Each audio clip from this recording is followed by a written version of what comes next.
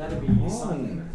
Hello everyone, and welcome back for yet another episode of the Coastal Conclave.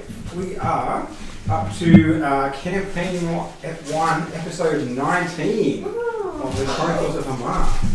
19 episodes, a long time. Excited. Just starting to get into it. A few side quests here and there. I will quickly throw it over to Andrew before we go to our arcane recap. We'll do a quick hello to our sponsors and thanks to our sponsors. Thank you, Luke. Yes, our amazing affiliates and sponsors are, of course, as always, the amazing...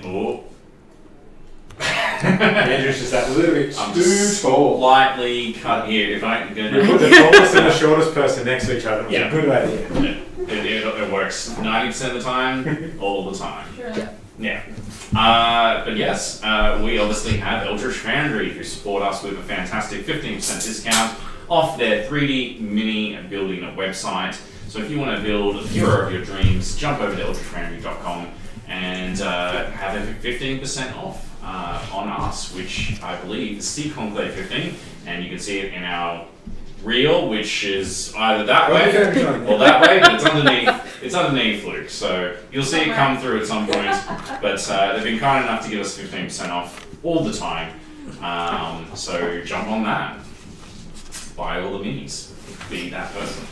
And our second one, obviously, is Roll with Advantage. One of the friends down in Melbourne, Australia's probably best dice store, who is giving us 12% off their wonderful wares. It's a one-use only code, so once you register with an email, you'll only be able to use the code once. So buy as many as you can, and they have an absolutely wonderful range of different dice and stuff, which a lot of our cast and crew have bought from them. So thank you for supporting the stream, Roll Advantage, and as usual, their details are in the sponsor reel as well.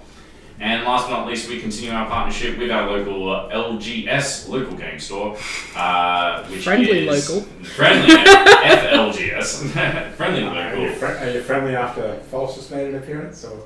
Nah, they hated him. Not me. Inundated, swamped with fans. Yeah, so many. Flowers were thrown. Eldritch, Eldritch Arcade. Eldritch Arcade, no. Elemental Arcade down in Gosford, New South Wales, Australia, is our local game store of choice. We're hoping to get some sort of partnerships in events soon.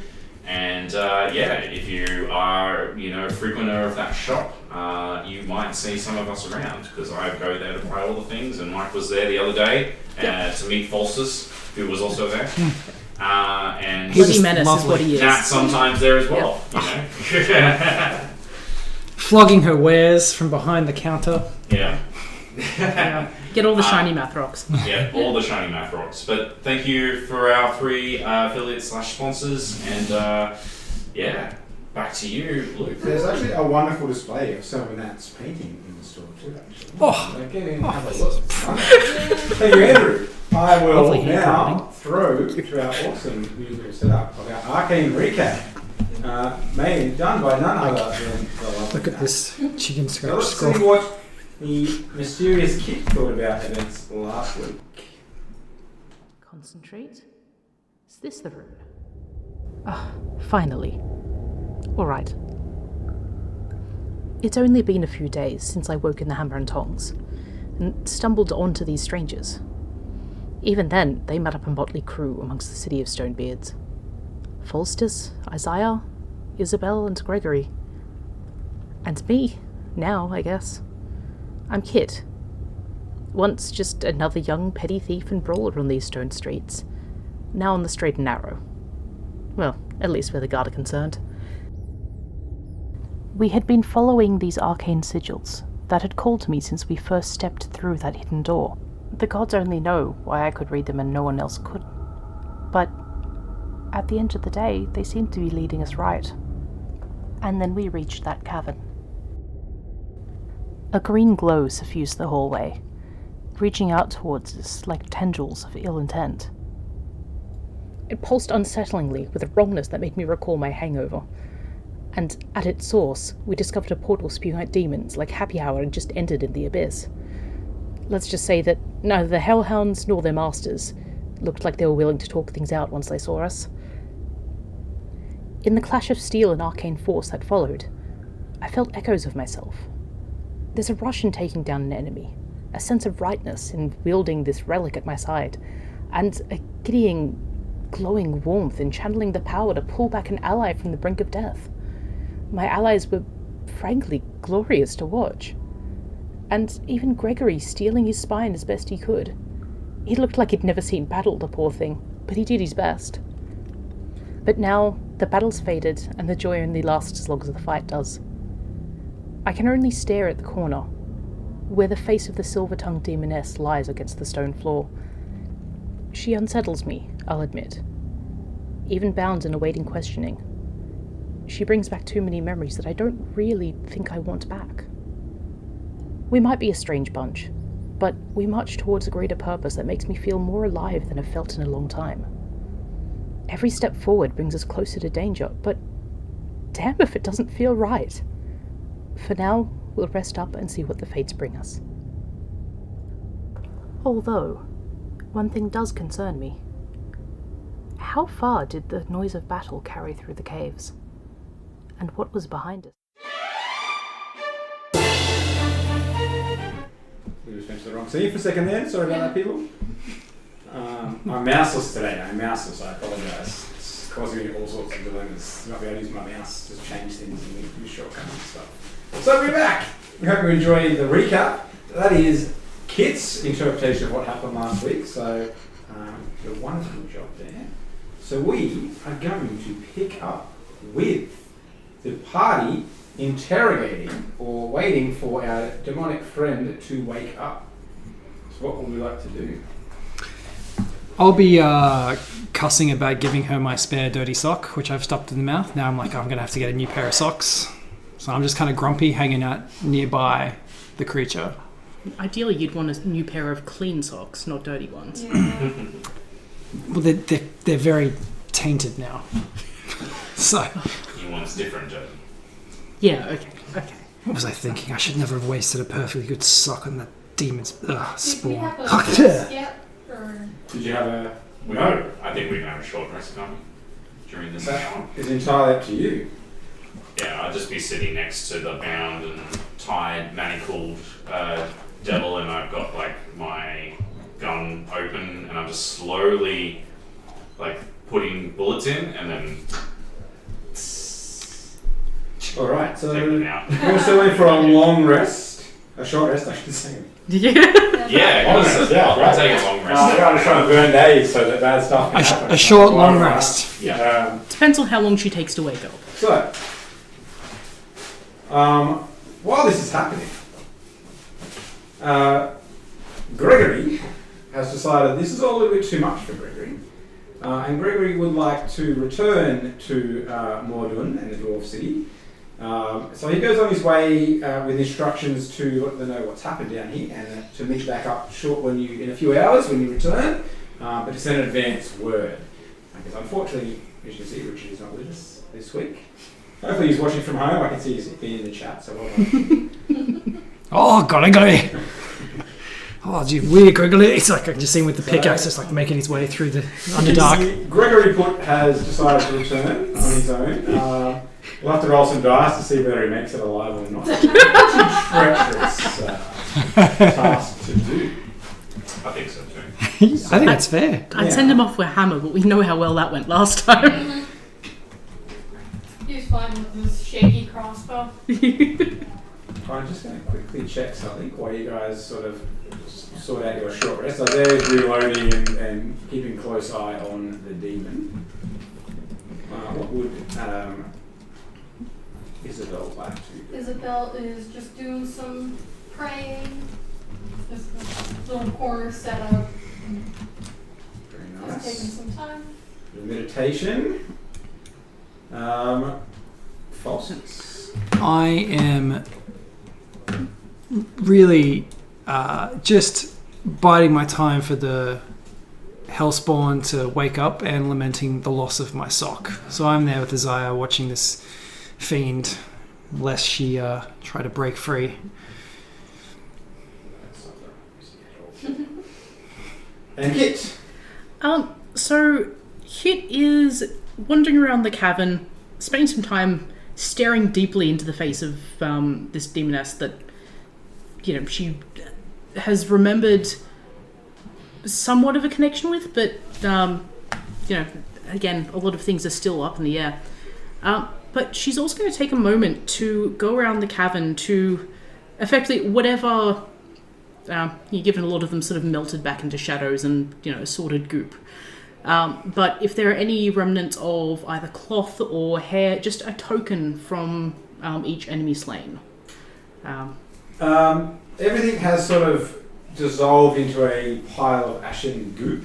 Yep. As the demons are banished back to their home realms.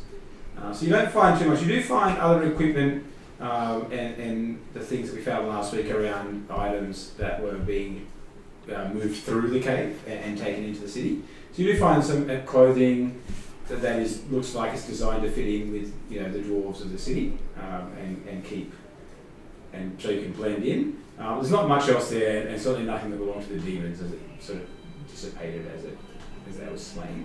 Okay.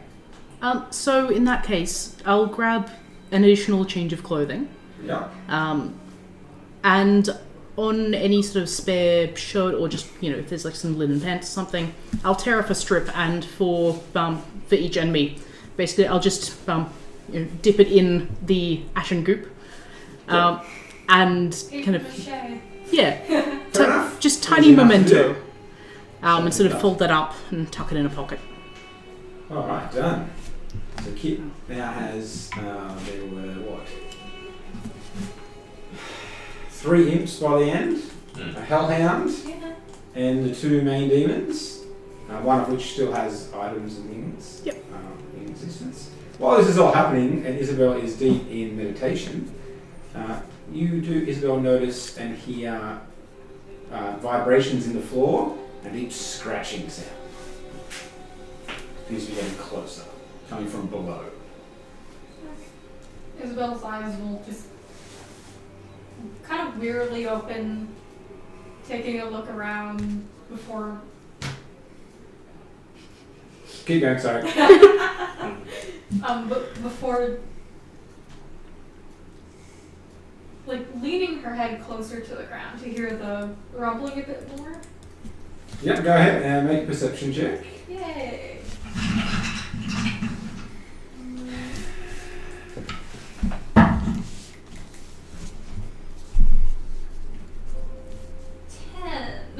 Ten. Not great, but like you can still hear there's definitely something scratching as if something might be burrowing below. But you're not sure how far away it is, which way it's going, just that there's something.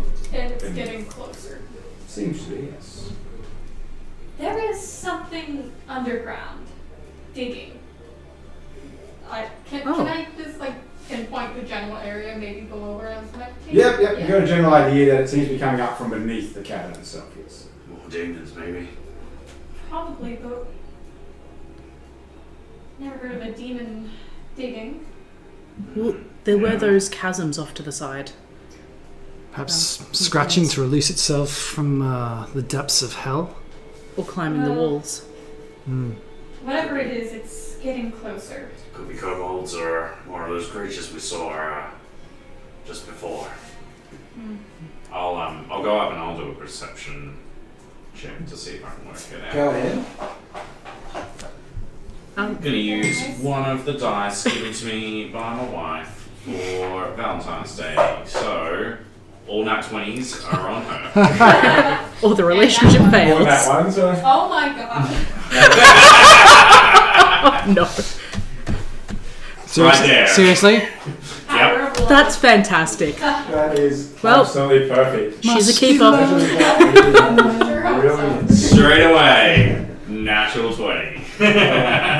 720 love dice. Rigged, I Yeah, tell you, clip. rigged. Yeah. It is tunneling from directly below, and it appears to be coming up from about where the strange portal circle was that was exploded. It seems that things might be reacting to the explosion. Seems we've attracted unwanted attention. If we don't want to be dealing with whatever is coming through the for the cavern walls, maybe we take this little lady somewhere else. But perhaps across that big open cavern to the tunnel we ventured here through. I think so, at least. Yes, we'll have to be careful. Doesn't matter where we interrogate her, as long as we get space that's going to be uninterrupted. All right, and I grab her and like hoist her over and stop. As you do that, Kit's going to hurry over and make sure that A, the ropes are secure, and B, unloop the chains from around her and basically wind them back around her arm so she's got her lantern back. Yeah. Go ahead and make a survival check to see whether, for Kit, to see whether or not you can tell whether they're not so tight. Let's have a look. Well, let's have fun carrying more weight across that bridge. That'll be fun. So that will be a 12. 12. They look pretty secure. You don't think that they get much tighter. Pretty happy with them. So if they fail, I didn't tie them. Not my fault. Let's go.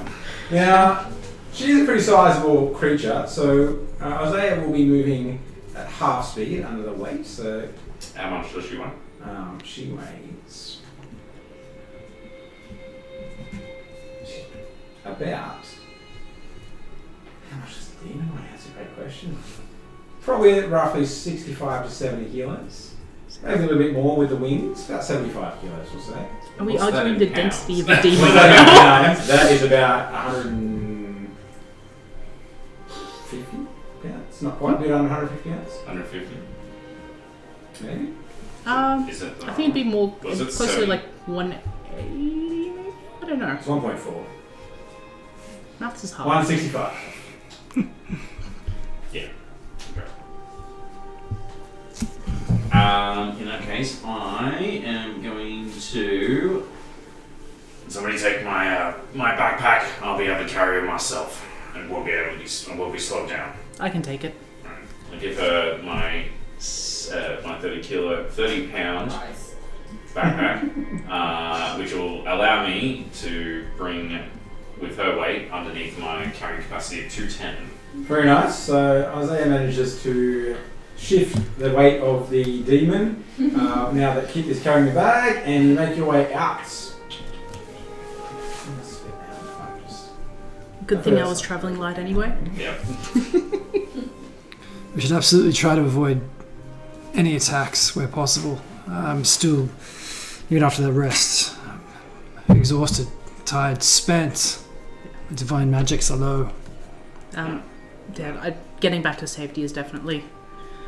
Just the back of where we came. Hopefully we don't come across another patrol or anything. If we do, we'll take it easy. I hope this damn demon can tell us something about this Eye of Mystra, though. I hope so. What? I'm not. I've been around for a while for a human, but being in the army, the Legionnaires, we never had the opportunity of really fighting demons. They Half your luck. They dissolve when they die. Is that what happens there? Foul beasts. Back to the plains from whence they came. So killing her is just only going to send her back to hell. That is the tragedy of the matter. For all the hell that they wrought upon us, they just get a one-way trip home. And there's no guarantee as to whether they'll come back. Still, I think violence may not be our best interrogative technique, because if we end up accidentally killing her, we won't get any answers. So perhaps we're going to have to rely a little on you, Kit, seeing as you know her. Maybe she knows you a little bit more than you would like, and may open up a little bit. Potentially. As much as I hate to say it, one of the better ways we can potentially play this is... She saw me fighting with you, but... if we can convince her that I'm still under the influence, so to speak, we may have a better in. That's a good point. Deceive a demon? We've tried worse things so far. It's worth a shot. Worst we can do is fail. That's true. And if I don't outright lie, then she won't be able to call it either way. Yes. We should seek its name should it come about. If it does happen to be banished back to its plane, it might help us to summon it back should we know its name. Unfortunately, It's our only lead. Hmm. Obviously, she will not offer it up willingly, but No, nor do I know it. As far as I know. well, your memory and your mind is coming back to you, kid. So perhaps the conversation might fuse things together, and we will know more. It is, and for that, I'm incredibly grateful. But we should hurry on. Given I can read the runes on the walls, I'll happily take point. Yeah. Let's lead us back to that giant chasm and get us back into that first area that we took camp. I don't think stealth is really going to be the greatest point here, so... Expedite it. Alright. Okay. I'll get someone to roll me a d20 to see if we have any in our way through as we make it right. You do hear behind you the howling rage of a creature that explodes out of the ground and finds its prey gone in that chamber. But 11. 11. Alright. Doesn't sound 11 super. krakens. Oh no. You guys laugh. It's going to happen. One day, when you least expect it, Yeah. wearing rebreathers. Gregory's a kraken. Krakens everywhere. Damn Gregory. I can speak to Alright, sorry. I'll focus. It's been a very distracting day for me. Very off with the fairies. As we're hurrying on, if we see a... given the cavern we were fighting in was filled with stalactites, or pillars and stalagmites and things like that, if there's any that look like we can potentially break it and help bar the path behind us, I'll keep an eye out for those. Yep, go ahead. Make a perception check while we're racing back through the caverns. That actually shouldn't be half bad. Perception, so 19. Yeah, so you do see quite a few that with a bit of pressure or impact in the right spot, they will definitely fall behind and bar the passage. If you would like to do that. I would love to take a moment to acquaint it with my hammer. Make an attack roll. Actually, just roll a damage roll for your hammer because it's not that hard to get. If it's Look, enough to make them shift instantly. I was going to say, if it suddenly rolls out of the way, then I'm going to have bigger issues here. Okay, so... It's more of a kid and it rebounds back and hits you. I mean, not terrible. Max damage roll, so 1d6 plus 2, so 8. Alright, so it does splinter and crack and pieces fall behind, and you sort of continue that as you go. And it might not stop anything from coming, but it will certainly slow it down and make it very obvious if you're being pursued by that same right, yes. Given there's only one path, it's not like there's any other way to go. We're going to make ourselves more obvious. So you do eventually make your way back, and camping back at that raised platform where you can see across the crisscrossing caverns. Is that where you wanted to go? Yeah. Where we saw the kobolds and those things crossing? The legion's heading towards Mordoon. Alright, you do manage to get back. You don't come across any of the kobold legions or anything like that. You do manage to find your original campsite there. Easily enough. It is about that time that the demon begins to stir. Oh, we got a regular. And remind me how she's behind you. Tied her with the chains. Do we gag or anything? Yep, sock. Sock. That's right. There's Sock. While I was fighting the things, yes. Gently put her against the wall and sort of take a few steps back and look to the group. How we want to play this. Carefully. Well, yes. good guard, bad guard. So she's seen me fight, so I mean, it wouldn't be hard to assume I'm still disoriented. potentially just talked into working along with you. I'm not entirely sure. From what I could remember, she was fairly high ranking. She may not necessarily be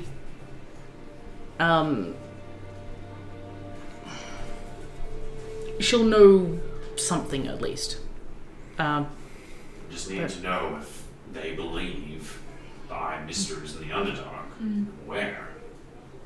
I think that's the main information. And we need to make sure I assume devils are consummate liars. She may try and do that just to misdirect us anyway. Yes. Well, I'll be very honest. I don't have much experience in the way of interrogating people without causing harm. So I see no problem with this. Yeah, but we can't kill her because otherwise she'll just melt away and. Yes. And I mean, she's only going to want her to be killed so she can get out of this. Well, she's looking like she's getting close to death. I can spare her from passing from this world to the next. That's true. I think for her, one of the greatest, given her circumstances, one of the greatest threats to her continued existence / freedom is being denied that. So perhaps we threaten her with, you're stuck here and we're going to hand you over to somebody who's just going to experiment on you and never let you leave type thing. correct. Like Artie. He does that shit all the time. It's dark. It's But about this effective. time that her glowing yellow eyes snap open, and she sort of shuffles up and tries to squirm out of her bonds and tries those Grab her and things. hold her shoulder and hold her against it and just like, now, Missy. Hisses. What are you, some sort of snake? Stop that shit. That's just flickering between the group. She's trying to size people up. I could always try and probe her mind again, though I was rebuffed last time. I mean, she's only knocking you back. It's worth another shot, right? Yes. And I'm used to being knocked back. Anyway. Love life aside,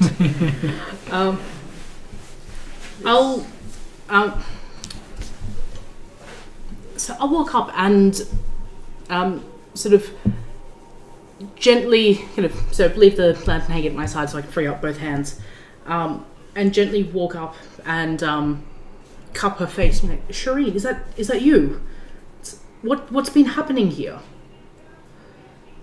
Her eyes fix on you, and you feel her mind, the presence of her mind trying to invade your thoughts.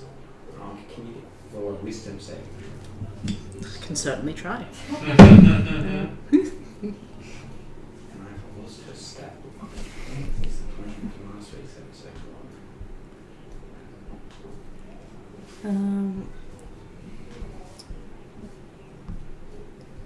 So that is an 11. Does this count as being charmed? Yes. So in that case, I have advantage. It's cocked.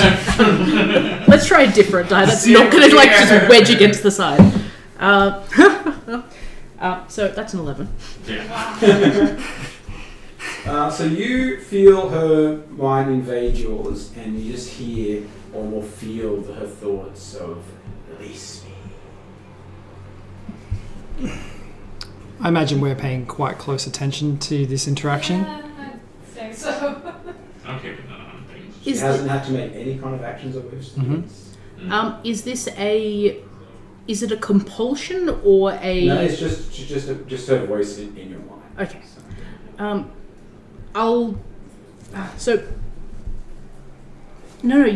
But I don't understand. But you attacked us. Why would you attack us? We've always worked together. Voice only, no one. And I'll Destroy the portal. So I'll very obviously be speaking out loud rather than sort of communicating or trying to communicate mentally back, just so there's some indication of what's going on. Yeah, she's obviously talking to you via telepath. Yeah. But also at this point in time, I'll also make a very concerted effort to study her, but not look directly into eyes. Yep. Yeah. But you're okay. We made sure that you weren't caught in the blast. What was happening? We were attacked. We walked in, and suddenly. Go ahead and make a perception check. Yeah, buddy.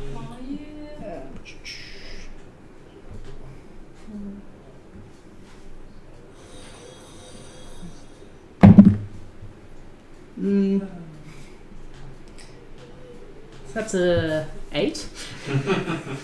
Continuing on my Eyes amazing rolls. narrow, and It's not technically untrue, to be fair. That looks great. that's true. That's very true. Well, you came in, destroyed our portal, killed my brother, and now you pretend to be friends. Uh-oh. Who are these people, and why have you brought them to our staging area? These people were in the tavern when I woke. We went downstairs and everything was gone. There was some sort of explosion, it looked like. I'm so sorry, I'm having trouble regaining my wits about me, I think. But I have something that can fix that for you. you always did. It's in my pack.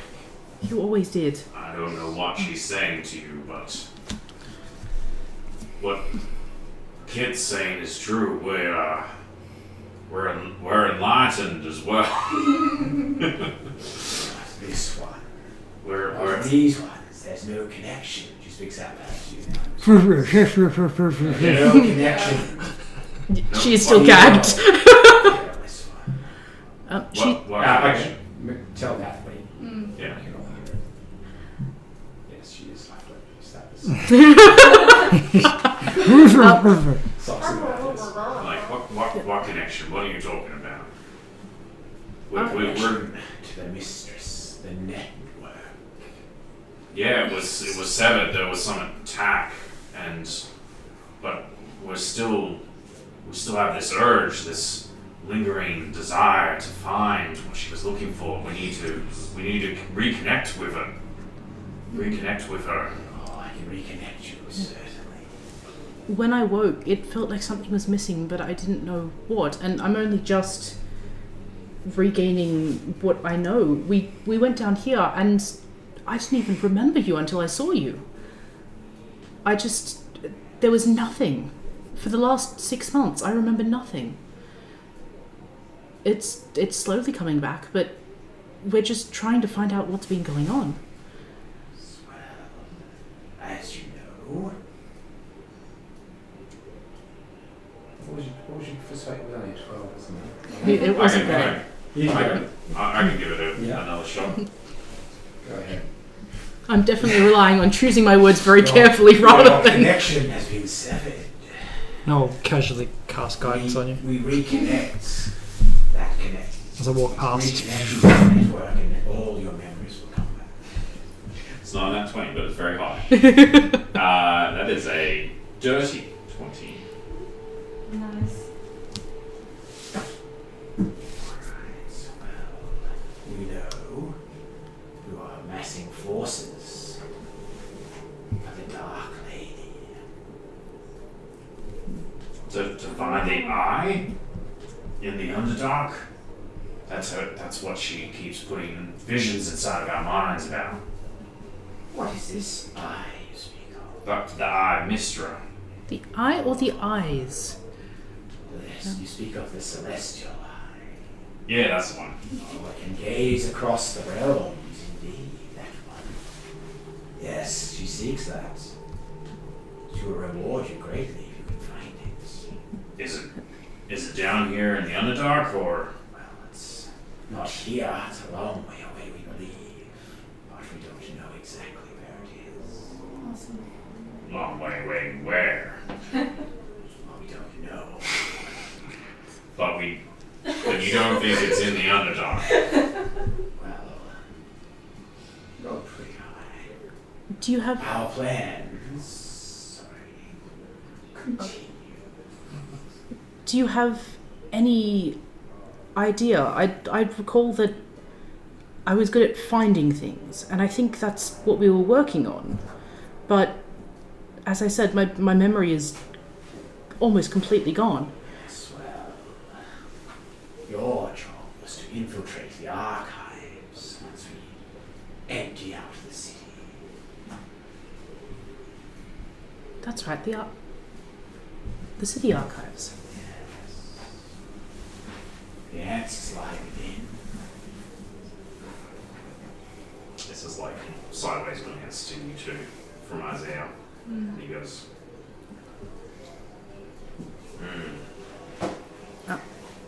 I believe I remember more now.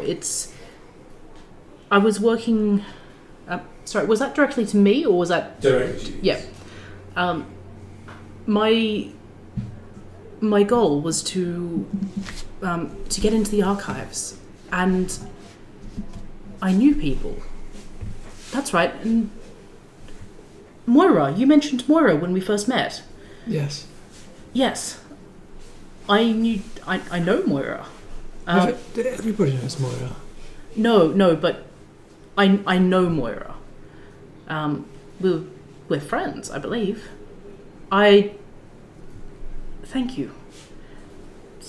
It's you cannot imagine how distressing it is. But this brings me at least a little comfort. Yes, it was that connection that was going to get you in to the archives for us. Yes. what you saying? So, I believe it was working with Moira. I was meant to get into the archives. And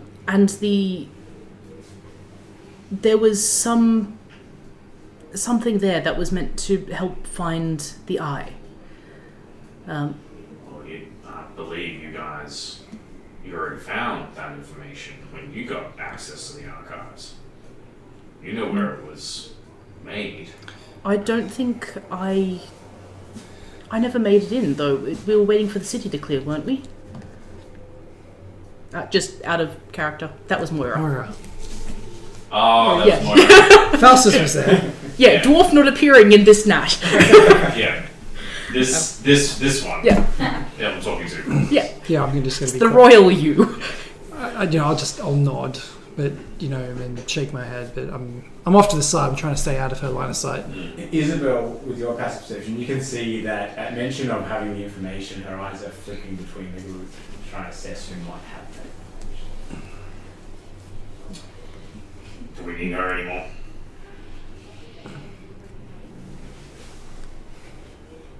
That's... There is much more that you do not know. Release me, and I can give you what you need. You've always been very, very blunt with words. It's... That's a very strange way of saying that, but I'm not sure. Are you still going to attack us? We carried you out of here because we didn't want you passing away in the blast. But Oh, I don't want to go home. I want to stay here. I have much work to do. but will you attack us? No, of course. Inside check. I don't think we're hearing this, are we? We're not hearing this. No. It's not this section. This is directly to you. Yeah. What are your thoughts, Kit? I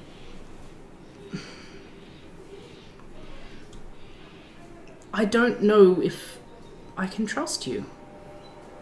She says she won't attack us if we release her. She just wants to go home.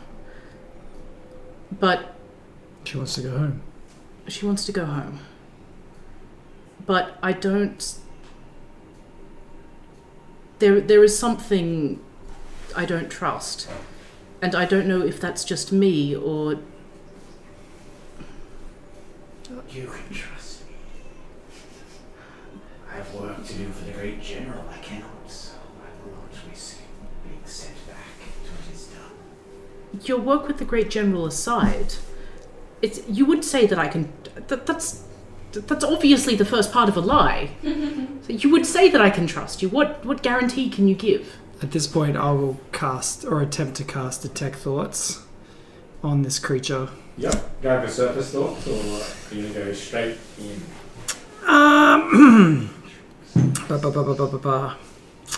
Well, my reading is always that I'll initially get surface thoughts, and then I can take an action, but we're not in combat, to shift, thoughts. I guess Surface thoughts wise, you get images of a great winged creature with 4 legs. So I'd know that as Urgareth. Yes. Yep. That seems to be the great general she's talking about. Yep. And based off what you've seen so far and discovered, that does track that perhaps she is working directly in the interest of the general. You do get surface thoughts of the Dark Lady and her distrust of the Dark Lady, but her willingness to work with her to free the great general. And from that, you get a sense that to complete her work, she would probably be trustworthy enough to let speak, at the very least, to see what she has to say, if it can keep her on this plane of existence. She does not want to go back. So I'm picking that up as leverage, and I guess I'll keep my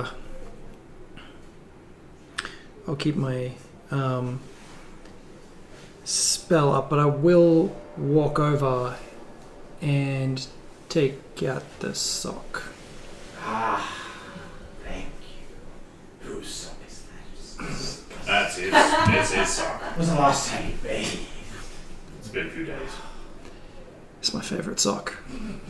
We can put it back if you need. Put it back on him. Punish him. So tell us more. What would you know?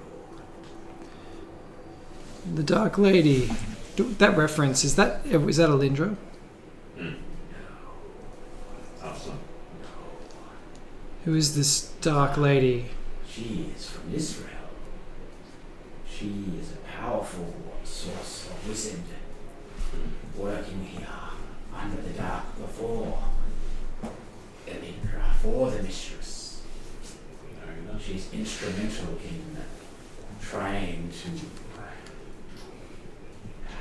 unleash the seals and return the mistress to this plane of existence. And to do that, she must release my master. That is why I am helping. I see, so it makes sense that you're working together then.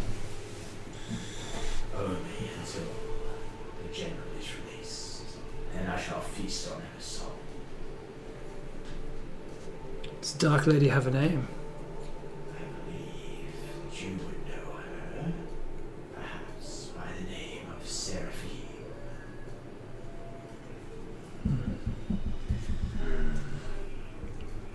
I do not. No, but we do. Can I do a check for Isabel to see if she knows where that name is from? Yeah, you can do it. Hasn't that been brought up much in Isabel's presence? Not really. You were there when we were staging the raid on her Chronicles, Yeah. so you would know. So you're aware that she, the best knowledge, is like a sort of a treasure hunter and businesswoman who deals in rare artifacts, and sort of runs a black market magic items racket. Oh, what was it, racist puns? Yes, Yeah, that's who Lilith was with when she was here. Okay. Interesting. Is this... So you were working with the Dark Lady for our mistress? She's working for the mistress. I do not work for the mistress. I work for the general. Uneasy I'll alliance. pass the line at the moment. Right, I'm sorry, forgive me. So this dark lady would she help us find the eye? Well, she's seeking it herself, yes. Every thought is bent on it. Do you know where to find her? Could we... An ally is an ally. Moves around all over the place. The last I spoke with her was beneath the Elven City. That was, by your reckoning, many moons, several months by your reckoning. Then we came here to transport forces Okay. in preparation for the Dwarven city's emptying. Okay, so when the city falls, then we plunge the archives, we find out more, but you've already been there, so that's no longer necessary. You've been to the archives. Oh, What know you of this eye, the celestial eye?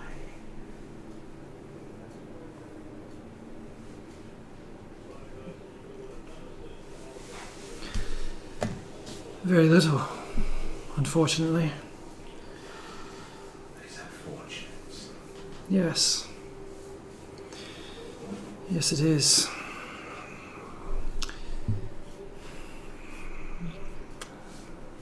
Aside from having the city fall, which obviously, Fall like well, reclaimed. we as well. If She looks at Isaiah after that check. Nothing quite so overt.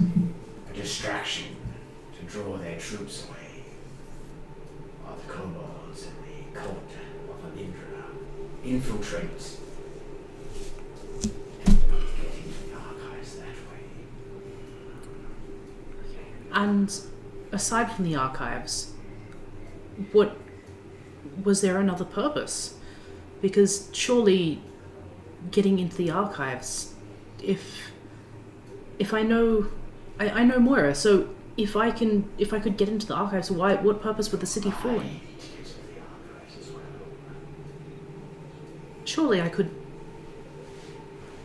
Surely if I got in, I could bring you the information you seek, rather than... It seems that this is too grand for just getting in there. Maybe Roll a persuasion check. With advantage. Well, thank you. You're getting along pretty well. Oh no. Very good. It's a 10. Yes. Well, perhaps there's more to the plan. But we may not be privy to all of the information. You are correct. My apologies. how can we help you if we get you into the archives? And I'll try to probe deeper. You get flashes of her desecrating the temple tomorrow Mm-hmm. to try and weaken his powers. Mm-hmm. I try to not flush as I look at this horrible scene in front of me. The desecration is immense. It's all tracking, demon. Gross. Well, so again, I ask you, what guarantee do we have that you will not turn against us if we unbind you? Well, I am very weak at the moment. Could probably kill me with a soft breeze.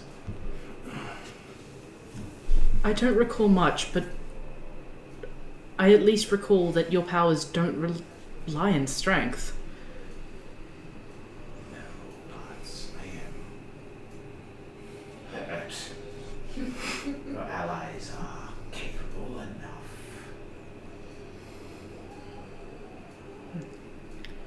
At this point, I'll walk over to the demon and I'll once again stroke that beautiful face. A little weirded out, Falstus. It just amazes me how beautiful these creatures are. How they tempt us. And I'll squeeze the arcane focus and I will cast Guiding Bolt in her face. It's fair.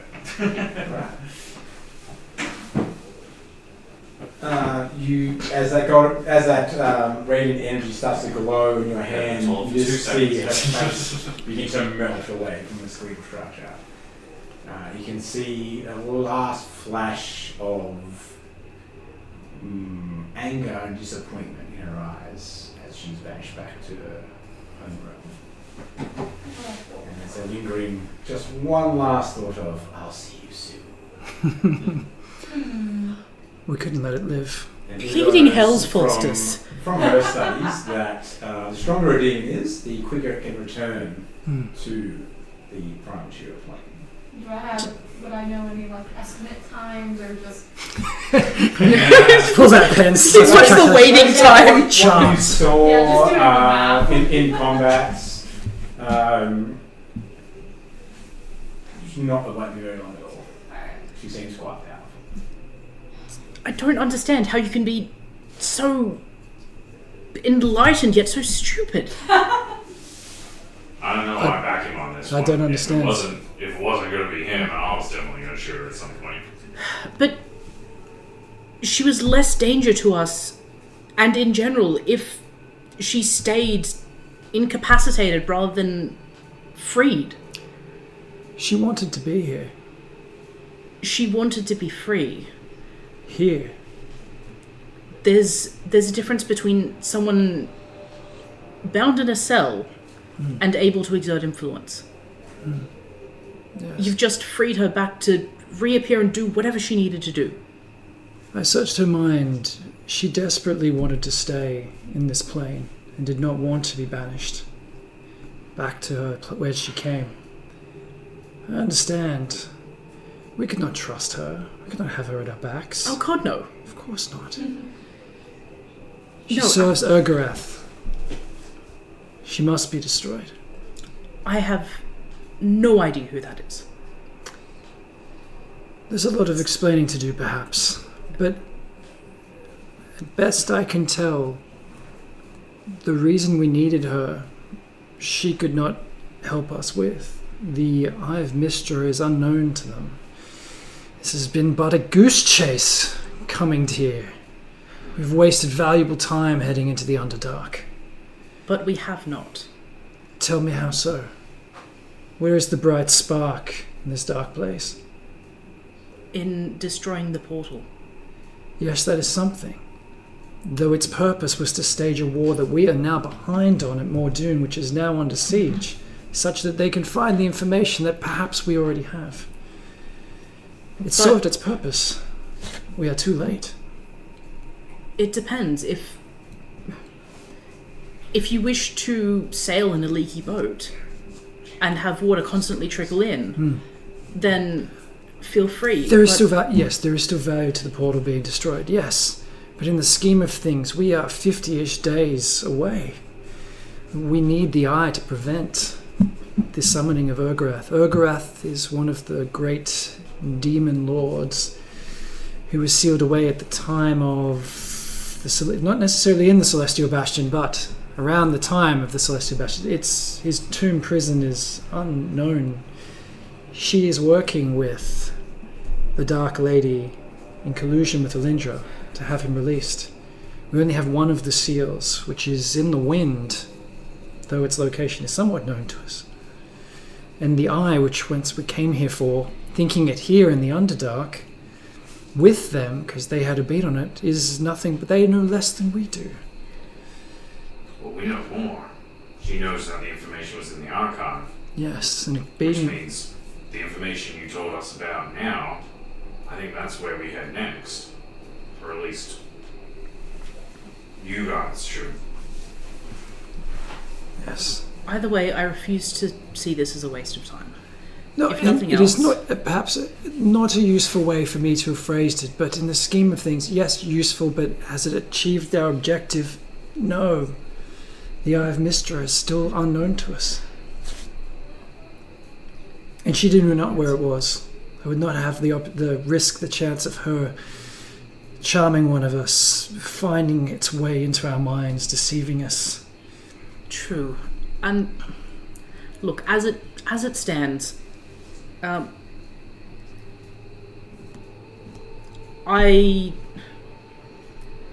have no wish to see the city fall, but I do understand, and I'm beginning to, I think, recall the importance of this, though I don't understand most of... You have far more information than I do. But if nothing else, I know that I can help.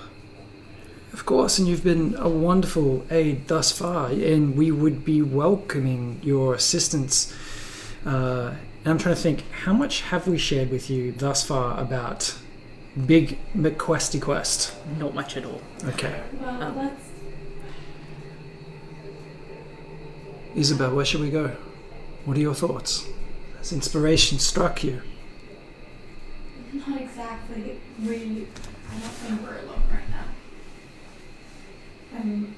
Can she gesture to the general area where Yeah. she's... So Isabel gestures to some of the deepest shadows within the area where you are. And you might all make perception checks if you like. At 16. Nat 20. Very nice. Dirty 20. What? They doesn't see, but you do hear those whispers once again. And Faustus and Kit, you both do see one of the strange shadowies just sort of ducking its head in and out of shadows, and then dematerializing as it uses the shadows to transport itself around. There appears to be more than one of them. We Might need to be a little hush-hush about it. Maybe we head back to the town, to the city, ascertain what our next move is. Well, to me, it's heading onwards to this celestial city. To the place that we know not where it is, perhaps. You do know where it is. either way, I suck at winking. I was just like, why? What? You got something in your eye? get Right. Yes, we know no idea where it is. Let's walk this way, nonchalantly. getting out of this space is primary. The shadows have eyes and limbs, as it were. Shall we? Let's think about this though. If we head back this way, we'll come to a city under siege, Morden. Well, we don't know that. It's all likelihood. About to being under siege, probably. An alternative path could be to follow the legions of kobolds and ogres as they were progressing. That was in the direction of Morden as well, although the tunnels are unfamiliar to us and may have other troubles. Well, we would have to deal with them. It may be best to stick to familiar routes. And would we not be walking straight into the rear of their army? Look, for but a moment, I thought us heroes and perhaps we could strike them from behind, take out their position. I'm all for that idea. I've been reading too many stories. Heroics. You need to make a decision, though. Are we doing that, which is going to take time, or are you making a bead on your next step? I'm starting to lose faith that we have any opportunity to find these seals. So I wonder if preventing the loss of life in Mordoun might be how great a calling at this moment, because to do nothing is to forsake the dwarves, who we know will be defenseless, though our paths take us to Mordoun. Do they not? They do. Isabel's right, we take the safer path. Once we're there, we can work out where to go next, based on what they need. Perhaps Moira has rallied a force enough to hold them at bay. I mean, we got a pretty good bead on how to get to their rear anyway. If we get back, Moira and a small force could probably come in from behind and disrupt their lines. Depends on how encroached those sort of positions are. I could definitely assist where I can. No stranger to battle. And there are always ways out of the city that aren't the main gate. Yes, this is true. Okay, so no heroics. There's too much on the line. Moira would be happy to see an old friend. I can Yes. only hope. I think we head back in our case and ascertain the situation, and if we have time, I can maybe help them with the defenses. As we start making our way back, I'll just sort of... Do you know what that demon was going to do to the statue of Moradin? Also on that note, does anyone have a wineskin? Because I can't wash out my mind, but I can at least wash out my mouth. I mean, it's not wine, it's water. He might have wine. He usually have something. That will do. Yeah. And, taking all of a moment or two to, basically down a whole bunch of water and just violently, wash her mouth out in the corner. Not quite retching into the corner, but close enough. So. Yeah, back to Muldoon. Heading back to Muldoon. Making the hobbits. Going back the way we left, it was quite a long journey, so would we like to push through and make it all the way back, or take a rest? No, I think we're pushing through. Pushing through? Speed is of the essence at this point. Yeah. Yep. We'll get everyone to make constitution savings throws to see whether or not we get some It's... exhaustion from pushing through after a 5 long That's journey. funny. You had just rested before the fight. Yes. We had a short rest, yeah. 16. Good. What was the roll again? Con. I'm looking at the wrong thing. Looking at the wrong thing. 12. Looking at the 9. Nope. You guys both take 1 point of exhaustion as pushing through in your haste to try and sort of cut off and preempt the assault that you believe is coming. You get to a point where you just feel like you cannot continue. You become exhausted. But you do make it back to Mordun, exhausted, buoyed, carried by the exuberance of these two over here, in Isaiah and Isabel. Yep. As they force you to continue marching, and you arrive back, and we will just go ahead and we might take our break now, because that's a good point to go there. Now, we might just take that break. We get the right scene up. So thank you for sticking, joining us. We're going to take probably about a 10-minute break. We'll be back very soon. We hope to see you again in 10 minutes. Thank you.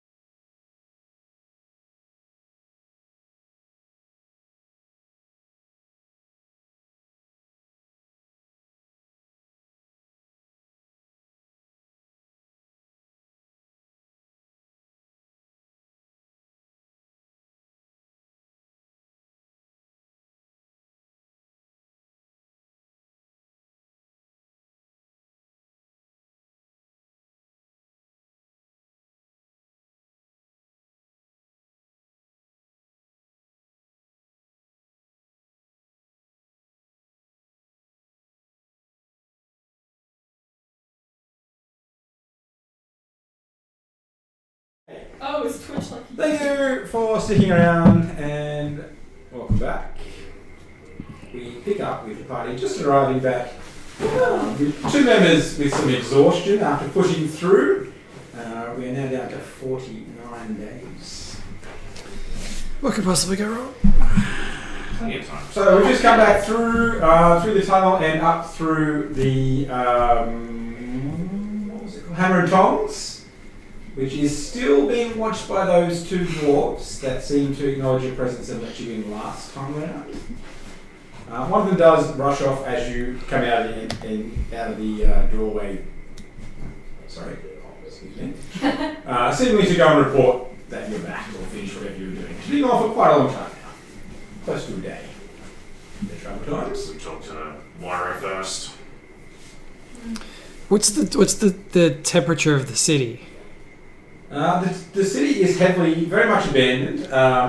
There are still a few people on this level going about their business. There are a few patrol here and there at the city watch, but the bulk of the population seems to have either gone to see the army off, possibly followed the army as a train, or have shut up and gone home into the home. But there's not like immense panic, we're under siege, No. rah rah rah. That's happening. Okay, that's interesting. Doesn't look like there's much going on. Means that they haven't been attacked yet. Probably don't even know that they're going to be attacked. Maybe I was just being paranoid. No, Perhaps. it's coming. That force. Who knows how big it got for as long as that portal was active. Yes. Kobolds, giants.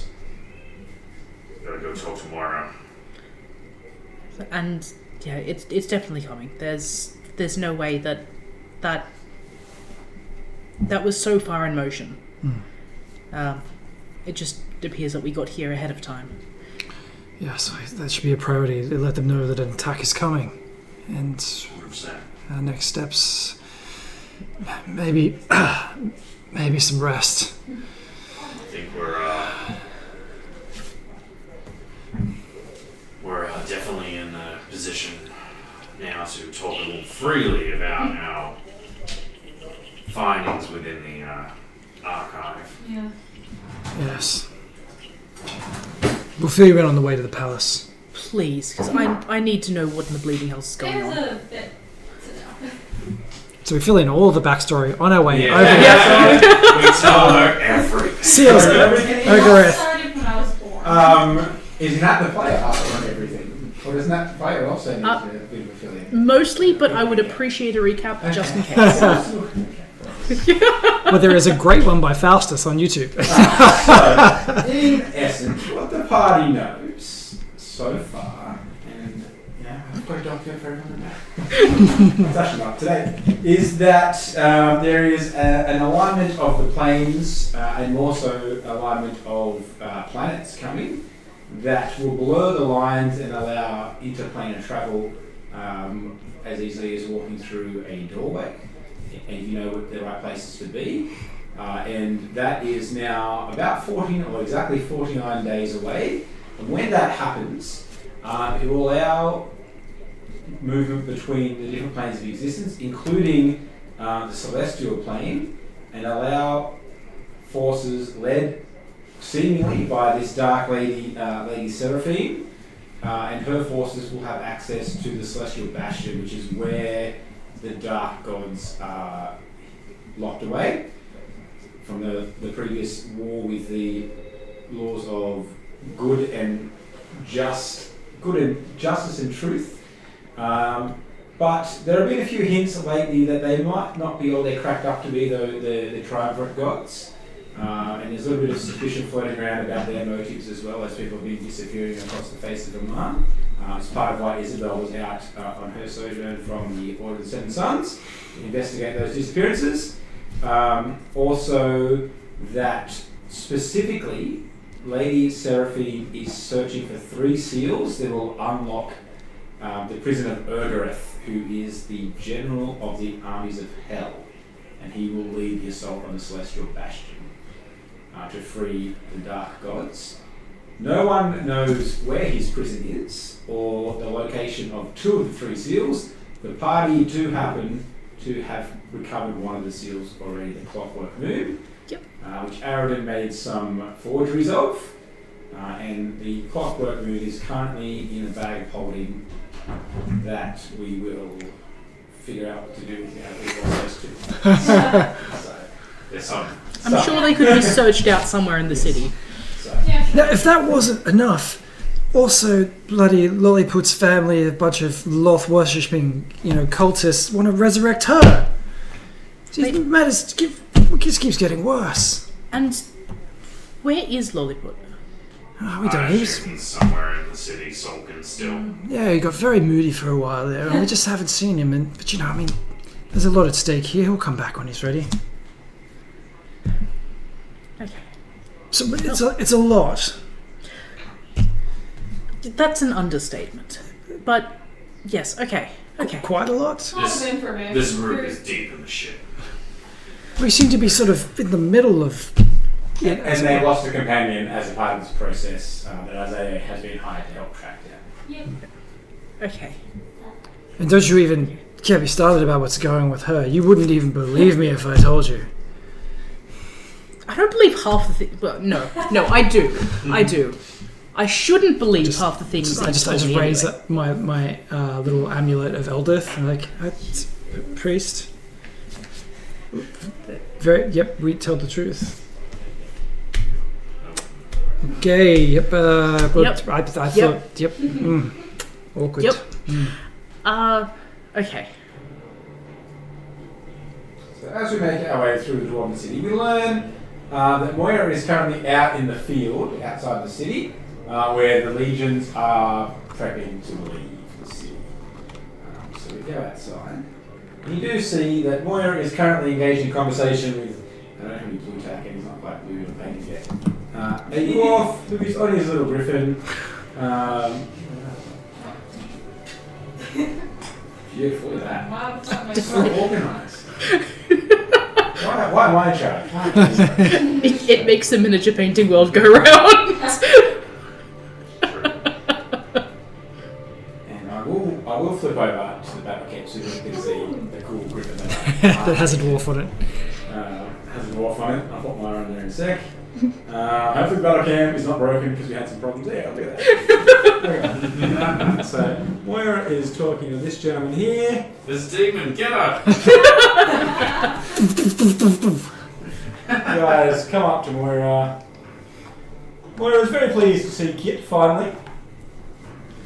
I'll give you one sec while I sort out all the other dwarves. Can we please let Nat roleplay both? Can we please not?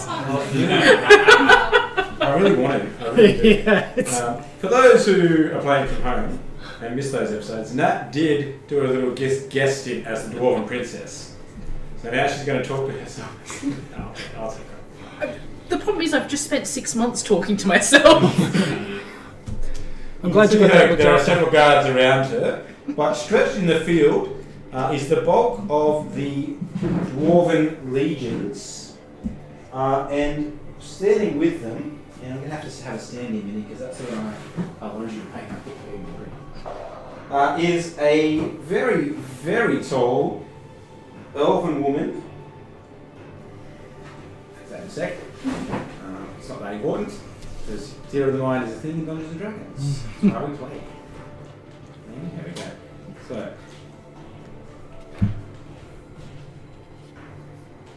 sitting there is a fair-skinned, tall elven woman with flowing blonde hair that cascades down her back. She's standing in full plate armour, and you can see that it is heavily inscribed with enchantments and magical properties. There is a great sword strapped to her back, and Isaiah, you recognise this as General Inaldra Bloodmoon, the High General of the Imperium Army. What a name. I look at Isaiah and I go, Is that the Lady Bloodmoon? Yeah, it is. God. Fucking damn. Alright. The stories were not exaggerating. I appear very kind of like flustered and perhaps overcome a little bit unexpectedly. She's a majestic creature. Yeah, I mean, sure. Could I She does suggest have that a very imposing figure. My goodness, I don't think I've quite seen an elvish maiden look quite so beautiful. Wow. Maybe let's just tread carefully here. Yeah. She doesn't. Of course. How do I look? Hostess. Yes. Look like a twin. And I walk towards You look fine. But I just recommend that you never call a woman a creature ever again. They won't take it very well. Yes, well, I'll take it under advisement. It was just figure of speech. Marvellous. Yes. Anyway. I sort of float more than walk. Isaiah will know that the general is known for her unwavering dedication to her duties, and that she is a brilliant military tactician, to the point where the Imperium wouldn't be anywhere near as powerful as it is without her in a military leadership position. She is very well respected by her troops. She fights with the troops, and nearly every single troop or soldier in the army that has been under her direct command would lay down their lives for her in an instant. And she is fiercely loyal to the Emperor himself.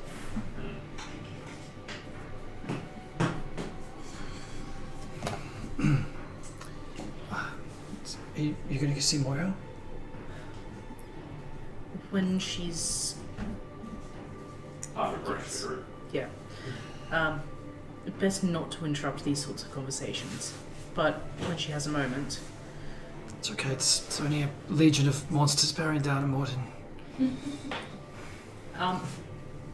What I will do is I'll kind of flag down one of the guards that inevitably surround Moira. Yep, so our old friend here, he will wander over and say, hello, what brings you back?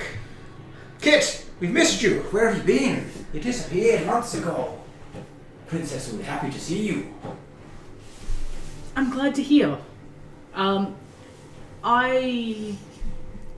Missions. Been working out of the limelight, shall we say. We need to speak to Moira urgently.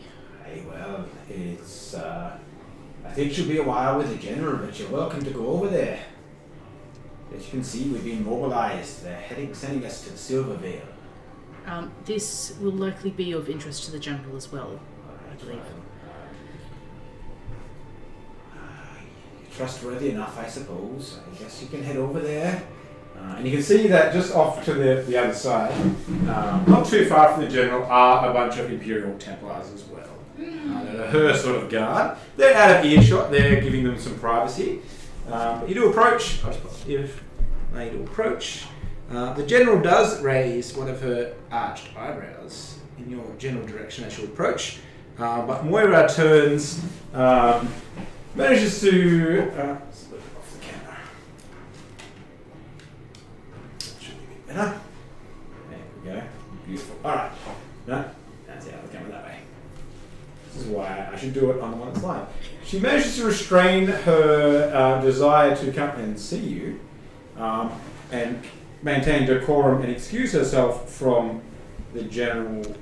Moira, I thought you might have been saying that, Lady Bloodmoon was, restraining herself from... Sorry. The intense desire to come see you. For a moment, and the General offers her a brief nod, and she rushes over and envelops Kit in a big hug. Hi, Kit! Where have you been? We missed. What happened? We sent you in and you just disappeared. No one could find you. It's been a long story. Potentially one for a long night over ale. As much as I would love to drag you away and get that over now, there's things of more pressing urgency that we need to catch you for. She does quickly catch herself and remember where she is, and she looks over to the General. Hi, General. This is one of my most trusted advisors and friends, Kithris. And these are a group of adventurers that were helping us out with a bit of a cultist problem in the city. They just come back, and it appears they've got important news. So Kit will kind of sweep into more muscle memory than anything and sketch a very elaborate sort of statesman-style bow. Pleasure. This is it. And your companions? So Kithris Vincentia, lovely to make your acquaintance. We have Falstus, Isaiah, Isabel, Pleasure meeting. whom I've only recently made my acquaintance with, but I believe Moira knows them for a little bit longer. Sort of convergent fates, as it were. They've worked well for us. They are, I love to mention it, but they are friends of the city. They did us a great favour, and they come very highly recommended. We sent them down to investigate a cult which was infesting the city, and they managed to clear them out, and then I think they went off to investigate a bit more beneath the city. The general is here because obviously we've mustered the troops, and she's come to take command and send them off to the west. Might be a little bit premature, actually. We've come into some information that you might want to change up your plans a little bit. She looks to you. There's sort of a hint of recognition in, if not you personally, certainly your role and perhaps experience that you might have played within the Imperium. Is that so? I have orders to take all of the Dwarven legions and engage the Elves of the Silver Vale, who have broken the treaty and attacked some of our forward outposts. Yeah. Now, we got that message before we went down, but the cult's infestation is more cancerous than we expected. Seems they've been helping out some devils reinforce an amassing army of some description, or at least warband, to attack the city the moment that you move the troops out. And what evidence have you of this army bearing down? Confession of a mighty demon that we defeated in combat, seeking out this dark cult of Alindra. Estimation of you appears to go up a notch in a visual expression at the mention of defeating a demon. And you expect me to believe the words of a demon? Of course not. But You you would say believe. anything to get their way. Would you believe the word of a priest of Eldith and heroes of this city who saw the warband heading in this direction? And the portal that was supporting its reinforcements, bringing fell creatures from the shadows. Also Make a persuasion check. destroyed. With advantage because you're both trying. Who wants to do it? I'd I think And you it's come you. highly recommended You got a by the plus, king. right? I don't have a plus. Yeah. Should you wish to go send someone to check the evidence? She turns to Moira and you trust this group? I don't know, he's favoured by the gods as well. Jesus. That's a lot. Hold on. I didn't have my modifier. So Moira confirms that she trusts the group with my life. So in the end, it's dirty 20. But Yeah. Dirty 20? I was going to say, Jesus. I forgot my Right, modifier. so I will dispatch a squad to investigate your claims. What is this army that you speak of? Surely not an army of demons. They couldn't have gone under. Just No, they seem to be mustering kobolds, denizens of the Underdark, giants we've seen. giants. With a single foul eye, a style that I cannot see in my travels that I've come across before. Moira spits on the ground, as does the Griffin Rider and the dwarf that escorted you over. Hey, we've had more ogres attacking the northern gates for the last few months, but no army. But the dirty Fomorians, they've described one of the giant kin that live down deep in the Underdark. If they've seen one, and their description leads me to believe they have, it's not good news for them to be this close to the surface, especially in the company of ogres and kobolds. Within a day's trip through directly into the city, into the heart of the city, under the Anvil Tongs. And organised. Not just some wild band of dancing maniac monsters.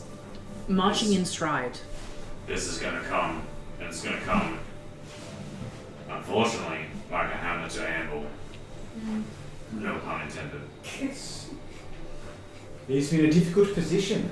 The generals, I require all of the legions, but I cannot leave our main supplier of arms and armor unprotected. The city watch cannot possibly stand up to such a force by the sounds of things. One legion shall remain behind to protect the city. A squad of my Templars will investigate the claims and track down the source and leadership of these Fomorians and giants and ogres to see what's going on. Meanwhile, the Emperor has ordered us west. We must march. I will leave behind a trusted advisor, some of my best men. I cannot spare much more than that. With the legion that you hold behind, any of them perhaps part of the Ordnance Guild, either past or present? None of the dwarves here, but in our camp, a day's south, yes, indeed. The entire legions, every legion has been mustered. If you give me that, I can give this more than a fighting chance. I just need the people with the expertise to help me out with this defense. Absolutely, I will have a message sent, and they will arrive double time. They'll be here by tomorrow. And what are some skilled trackers? Potentially some of the dwarves that are familiar with the caves underneath. The princess will know the forces. She's acting on behalf of the king. She may assign whoever she wishes to this, to track down and root out this threat. I expect a full briefing on what you find as soon as you find it.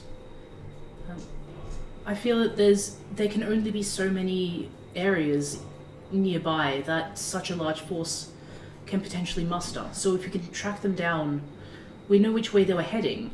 We can give you a head start that way. And if any trackers that you have can follow that and figure out where they're coming from, that's at least a leg up, or potentially information that we can use.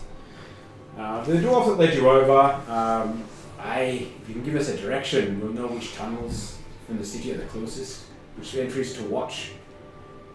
We'll be able to keep an eye on it and no one will get in, and then we can track them from there. Absolutely. That would be great help. If you follow down in the basement of the Hammer and Tongs, there's an entrance down to the caves. Follow the sigils in the walls until you come past the bridge. Sigils, you said. Can you describe them? If you have... Actually, yes. Do you have parchment? I will get some. Synthetical. A couple, so like this one, rock types of parchment. Yeah. And so Kit will... so she'll concentrate for a moment, and anyone who's standing near enough will hear, I really hope this works. Something about looking absolutely, absolutely bonkers if it doesn't. And so she concentrates for a second and basically starts drawing a nail along the parchment. At which point in time, ink flows basically from where one of the tattoos draws down her hand along her fingers. And she'll basically write out her best approximation of the markings that we were following.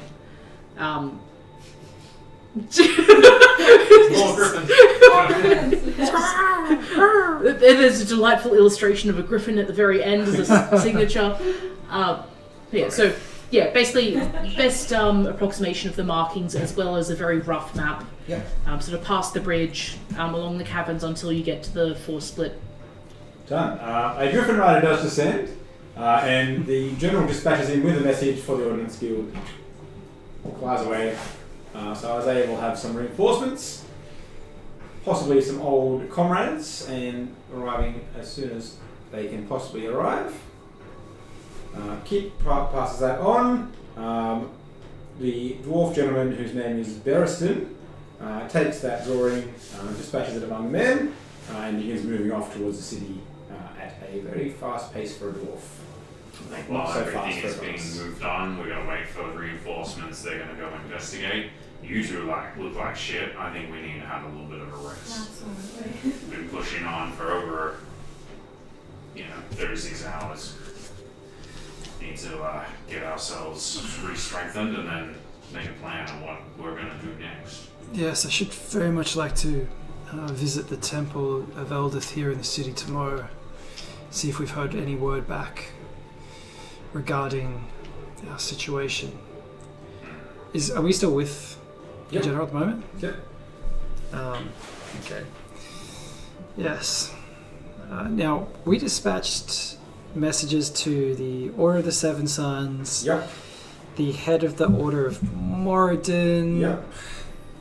Tempest, and Eldith, so the Triumvirate. Yep. So it was Arctic, the Lawkeeper, the Triumvirate High Priests, the Upper High Priest of Eldith, Moradin, Tempest, and Wella.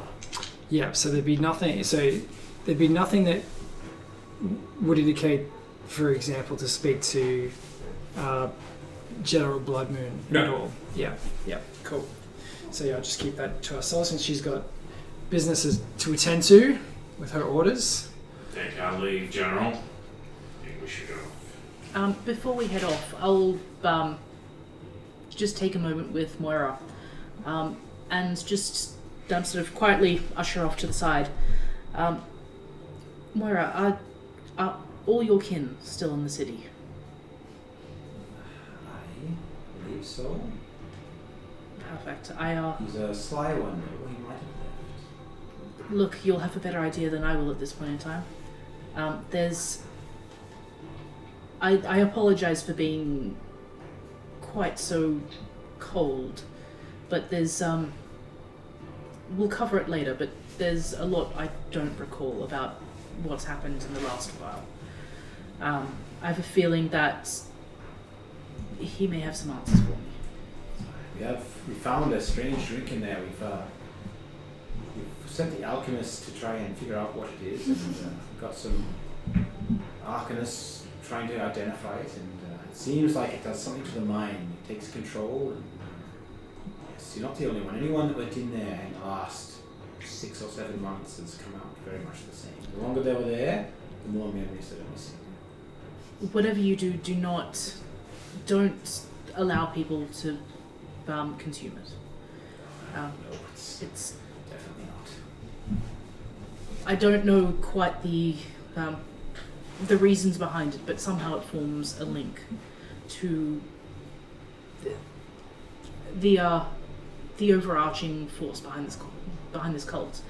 Good news, because many of them are there for even longer. Some of them found some half-elves and a couple of humans that don't even have records of entering the city. They could have been there for years. They remember nothing. They speak of strange eyes and mazes and spirals and all sorts of crazy things. And they say there are voices in their heads. So keep an eye on them. Very happy that you're back and should mostly function. Some of them are not. Mostly function. I understand that more than you know. Another time, and hopefully we can catch up and commiserate before things take us away. That should be good. Um, I'll be marching with the army. My father's locked up in his study. do you know if my usual lodgings are still available? They should be. We kept them exactly as you left them. Perfect. At least we'll have somewhere safe to stay. Good luck. Thank you. Lord to be with you all. You're doing important work. I believe we're done here. Take a leave. I'll just give Blood Moon the very small bow. Nothing too formal. She returns a nod, a sort of a half nod salute. So. I catch Lady Bloodmoon's eye very quickly. Might I have a quick word with you, General Bloodmoon? Certainly, may. What is it we would like? Priest of Elder. The stories of you have travelled far and wide across the Empire of Amar, and I know you're our Emperor you serve with all of your heart. You're a mighty warrior and you care for your troops. Might a priest of Eldeth perhaps get your thoughts on any possibility of averting war with our neighbours in the Silver Vale? Is there any path to peace that you might see? It's very difficult. We've been at odds with them for over a century, perhaps.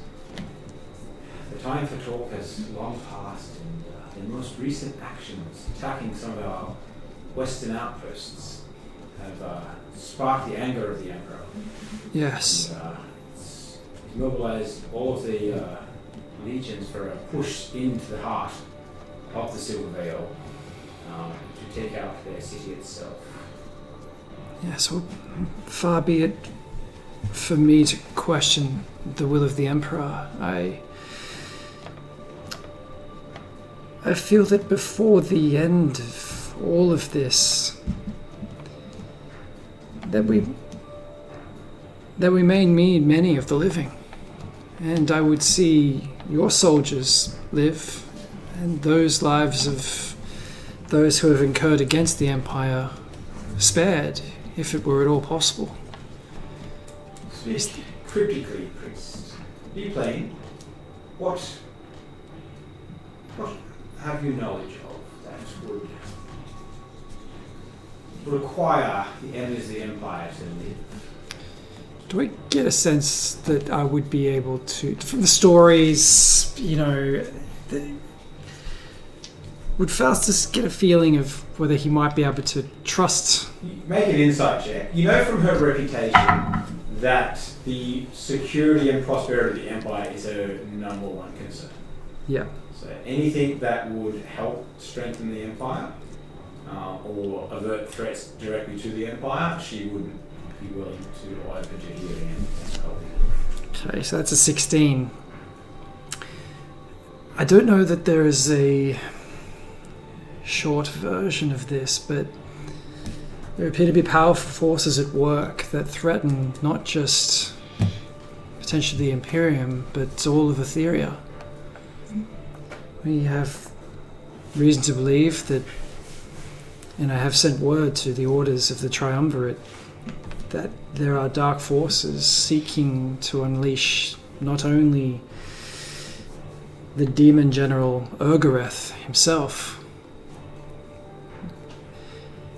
that also with an upcoming celestial event, that perhaps the barriers between worlds and planes will be weakened such that other forces may be able to access the celestial bastion. Now, I won't bore you with the lore. Have you heard of this at all, General Bloodmoon?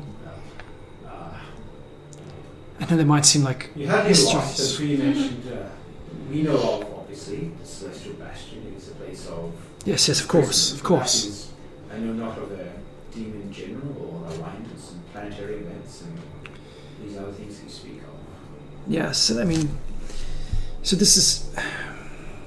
It's hard to know who to trust, General Bloodmoon. However, knowing what I know of you and your love of the Imperium and the Empire and its safety, I felt it necessary that I should let you know that these threats are not rumors, that in the time that this group has come together, we have found information of what appears to be conspiracy, movements in the shadows. Master Arctic, Archmage, You see Nishville. a pained expression briefly. I understand. Unable to hide. Yes, What has they known to do with this? merely that he So can... you got him out of his tower. Yes, but only briefly, and it was to the the comeback in. Yes, he was quite fond of a friend of ours, a companion we travelled with for the time. But that's by the by. He can simply confirm the claims that I've made here. A great deal, many of them, I would expect that you would want them confirmed. He knows of the planar alignments which I speak. Does he know about the greater... We met... Wait, you sent a message to him about what we knew. to Arctic. He was one of the people. Or do we choose not to You do said that? to Arctic, yeah. Yeah, Your that's message went to Arctic, Yes, so. yes. Well, priest of Eldeth, you have made great claims today. If what you say is proven, is beneath the city is proven, you will have earned my trust. Yes. And I will speak with that man if I can get him out of his tower. He missed the last years, many years worth of council meetings. Then he appears to check the scrying wall and then he disappears again. Yes. I will speak with him, and if he can corroborate what you say, you will have all of my resources at your disposal. If there is a threat to the Empire that is greater than that of the elves to the west. Yes, well, Nice. good hunting, General, and may you be safe. Eldeth save you and all of us. And I don't even let on for a minute that I'm totally hot for her. Tempest be with you. Although perhaps, given your beliefs, peace of Eldeth, may the war not reach this far east. I just nod, wanting to play it super cool. She takes her leave and returns to her Templars. You do see a group move off towards Mordor as she promised. They look very well equipped and appear to have the similar sort of inscriptions in their armour as she does. And she takes off and begins marching some troops. And slowly but surely, the legions begin marching to the southwest to meet up with the main encampment. And you can see that, given the size of the Dwarven legions, about 20,000 troops slowly snake their way My into God. the distance. So we're going back to. I mean, Hammer and Tongs is empty. Lodge there, but maybe you don't want to. Otherwise, you got a place in town, I believe. I'd rather not return there anytime soon, if it's all good with you. Yeah, I have lodging in the city that I'm sure we can make work to accommodate all of us. Did Moira travel with the legions, or is she staying in the city? That's where it's going. Damn, so we can't go stay in the Princess Palace. Not today. Alright, well, Nice, fluffy if beds. you remember where they are, Silk lead sheets. on. Trust me, it's too stuffy in there anyway. So yeah, head back to, Maybe we'll wait Yeah, for that's the way back in the through city. the city. And what do they find in Kit's quarters? May you describe. So, effectively tucked away above one of the shops on the main street. So, fairly modest. There's a few, as you enter, it's reasonably large, sort of, kind of half scattered office, half, actual lodgings.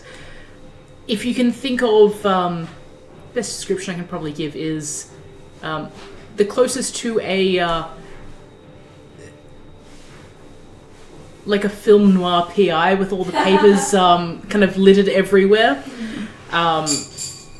And, there's so a pallet bed off in the corner, and there's a spare sort of stacked across the wall, but largely just, it looks like a sprawling workspace more than anything. Just as you arrive there, a messenger does rush up with a package for Kit, which is what we discussed, what you messaged me about. Lovely. What's that? That is a great question. It must be from Was Moira. the question I should have asked? Or? It's Our space is falling apart. given my sudden return, I wouldn't necessarily have expected anything, so Moira is the only reasonable source. Does it have a name on it? Sender? Return to sender, perhaps? No? Look, there's only one person who knows I'm back at the moment.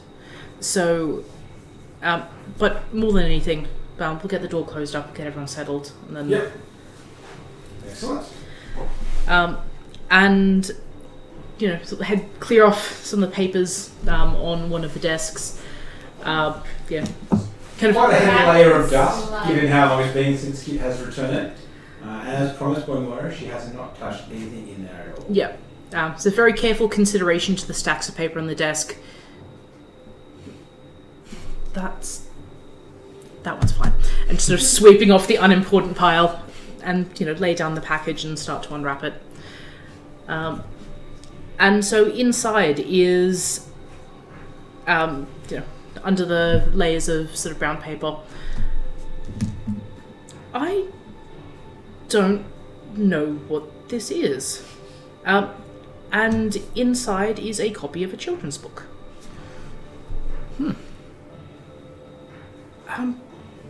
I suppose I'll have to ask Moira about this. Is there any note with it at all, or? There's a note. It just says, for Foster's. And it is a copy of Chronicles. People of the Star. My God! Is it a copy? Is it an original? Oh, I dare not touch it. It's yours, No, I can't. apparently. I mustn't. No, I can't. I need gloves. I don't... It's a very special book. Pop it down. Yes. I have no need for a children's book. It's more than a children's book. Let me have a look. I'll pick up. Very careful with that. I mean, it looks alright. Actually, I'll start doing this. just bending the pages. Break the spine. I very gently, non-aggressively, but firmly remove the book from me. I was looking at that. Actually, if you don't mind. Yes. You'll be careful with it, I'm sure. I fix you with the look. Kit will kind of flick a few pages open, and then raise it to her nose. It smells like fresh ink. Is it a good one? I mean, it's ink, so... They copied it. That's fantastic. Wow. I'm gonna pour through it. And Dungeon Master, don't notice anything about this. As you're pouring through it, your vision is transplanted into the midst of the vast expanse of the astral sea. You are enveloped in a shimmering veil of iridescent light.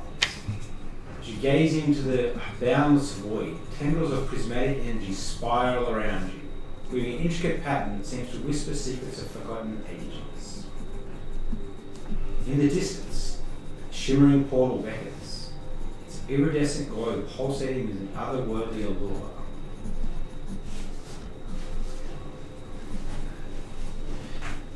Flashback to holding Chronicles. It's real. I thought it was a rumor. Are you okay? Sorry, just astral projected for a moment. You are left with a yearning, a sense of longing and melancholy. Not sure where it comes from, but it's certainly related to that vision. I've just seen something unexpected, perhaps wanted something I have deeply desired, but it is selfish for me to ponder it much now, but yes, I should rest. We should all rest. This is fortuitous. Just in case. We should be fine here. It's been a long time since I've had to set any watch here. The city guards will be around, but I do understand if you feel more comfortable that way. Just in case. I got a few things to ponder, and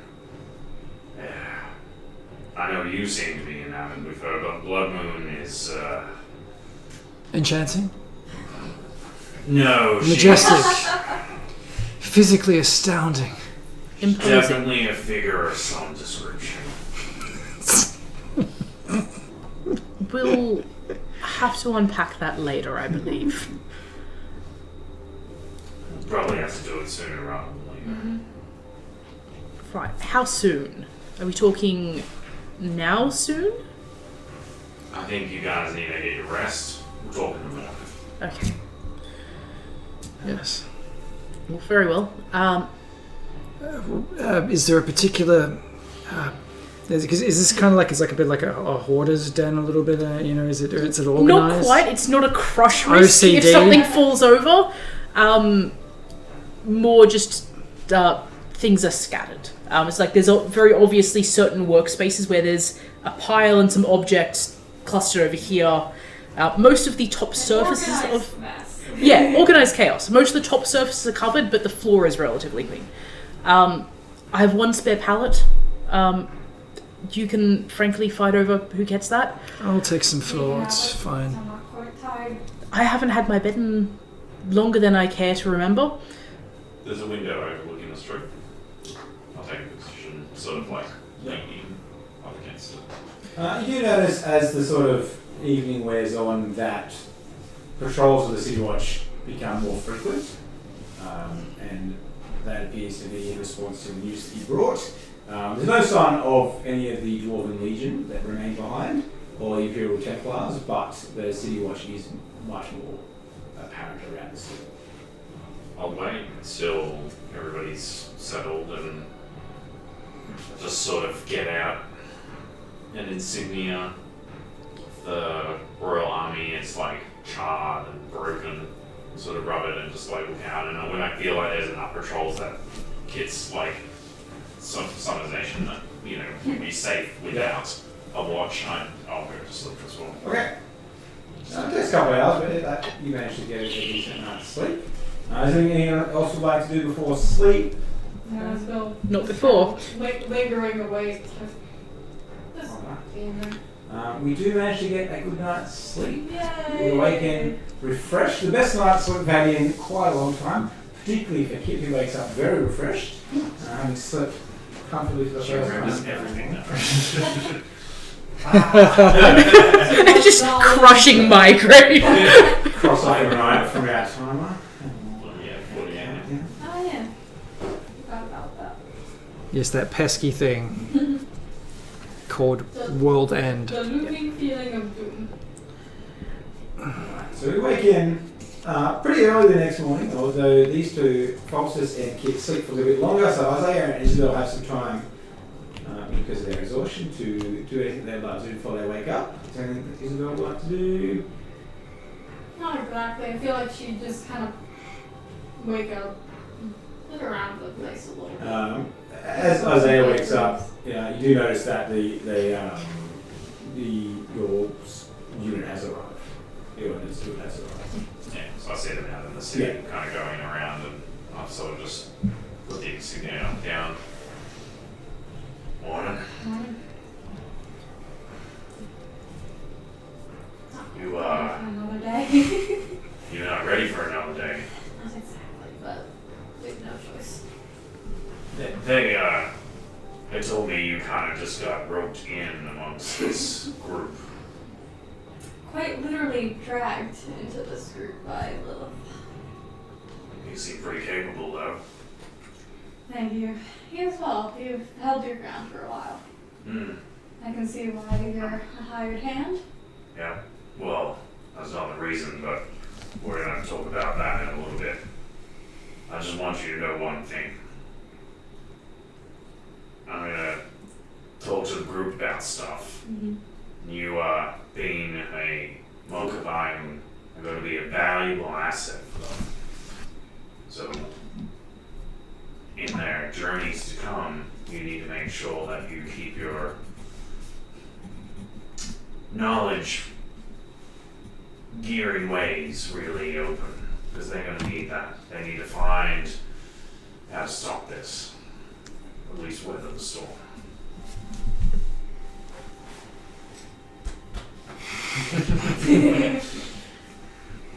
No. I'm sure feeling a bit homesick. Yeah, well, you get used to life on the road after a while. You still be waking up in a little bit. They look pretty wrecked, but They do. You do eventually stir. Sorry, audio listeners. yeah. I feel reborn, Kit. That's it, I'm running. Breakfast wine for everybody. And I sprint down the stairs. There are stairs. There are stairs. And I'm out the door looking for breakfast wine. Is he always this loud in the mornings? Yes. Actually, like, Well, not really. we haven't had a decent rest in a while. Yeah. So Yeah. he's Excellent. Okay.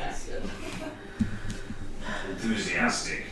Seems to come when As Foster's is heading off to find his breakfast wine, he does hear a voice in his head. Hello, Foster. I received your message. Well, darling, you'll never guess what I finally found. Tell me, darling, tell me. I finally got my hands on it. My own copy of Gruffletot's Guide to the People of the Stars. Oh, and did it reveal anything to you? Perhaps, but when it comes to you, well, I will keep my secrets close. It's not that I don't trust you, it's just that I know what you do with secrets. I keep secrets beautifully now. I don't want to waste all the money. Yes, sorry, yes. I received your message. Yes.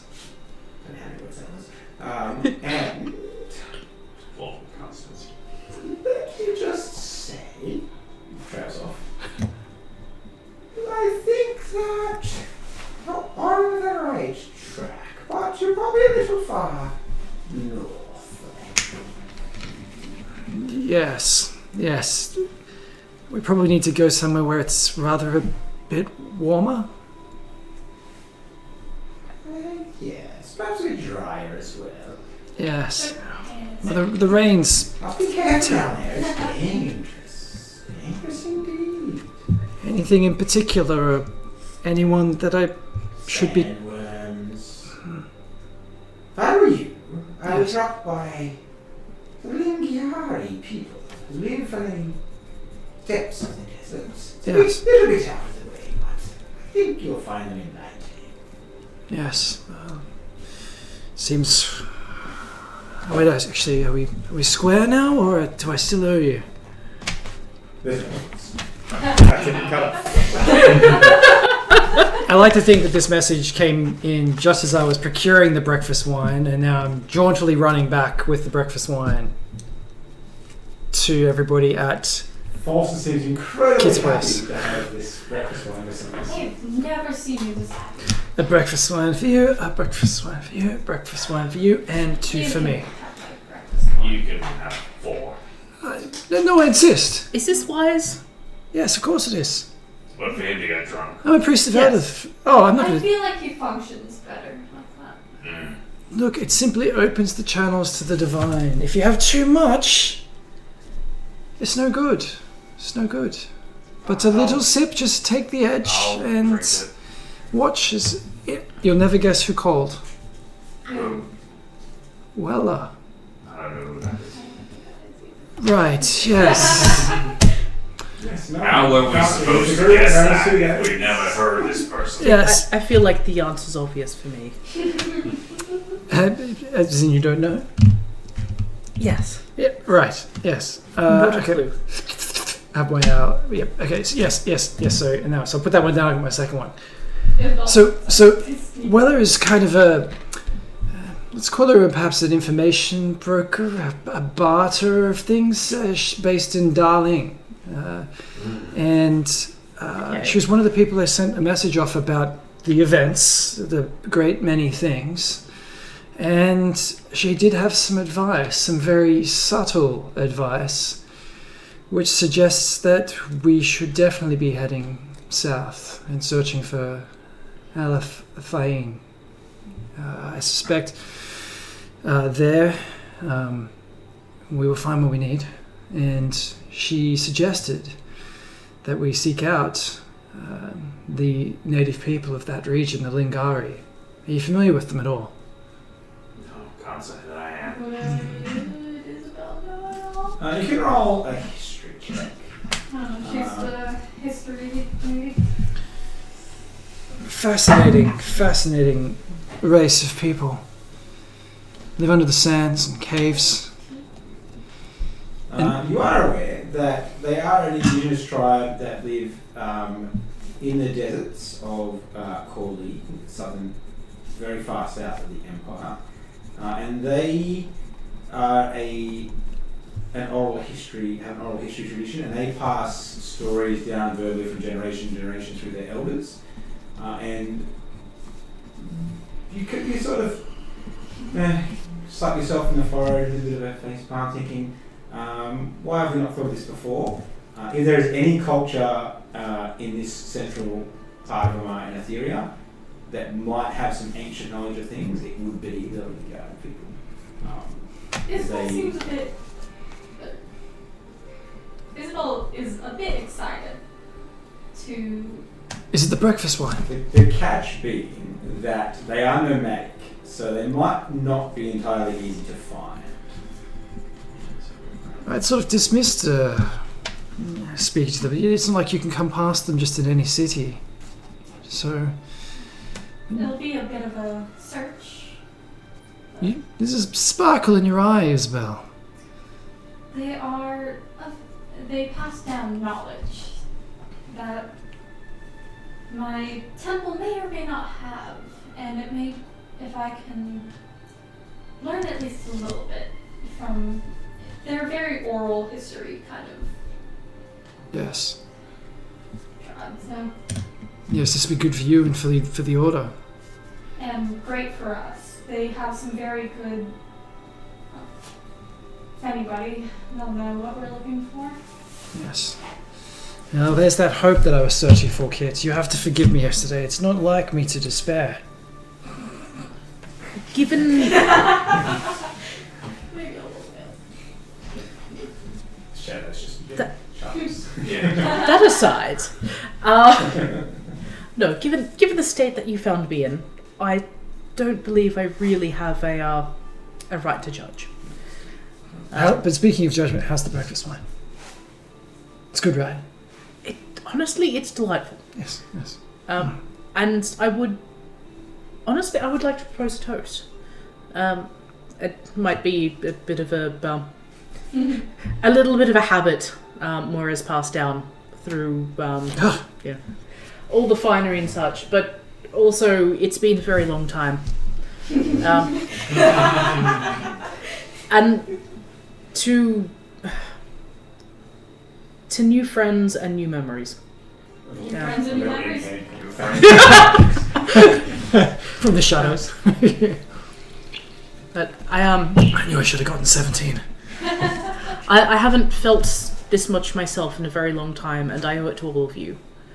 And as we discussed on the road, on the path, in the cave, Underground, far away.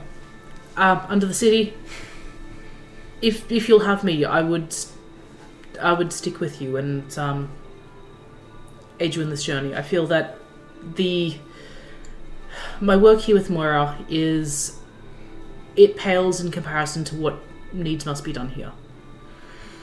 Yes, And I feel that she would see the same. yes. I think we would love to have you with our journeys.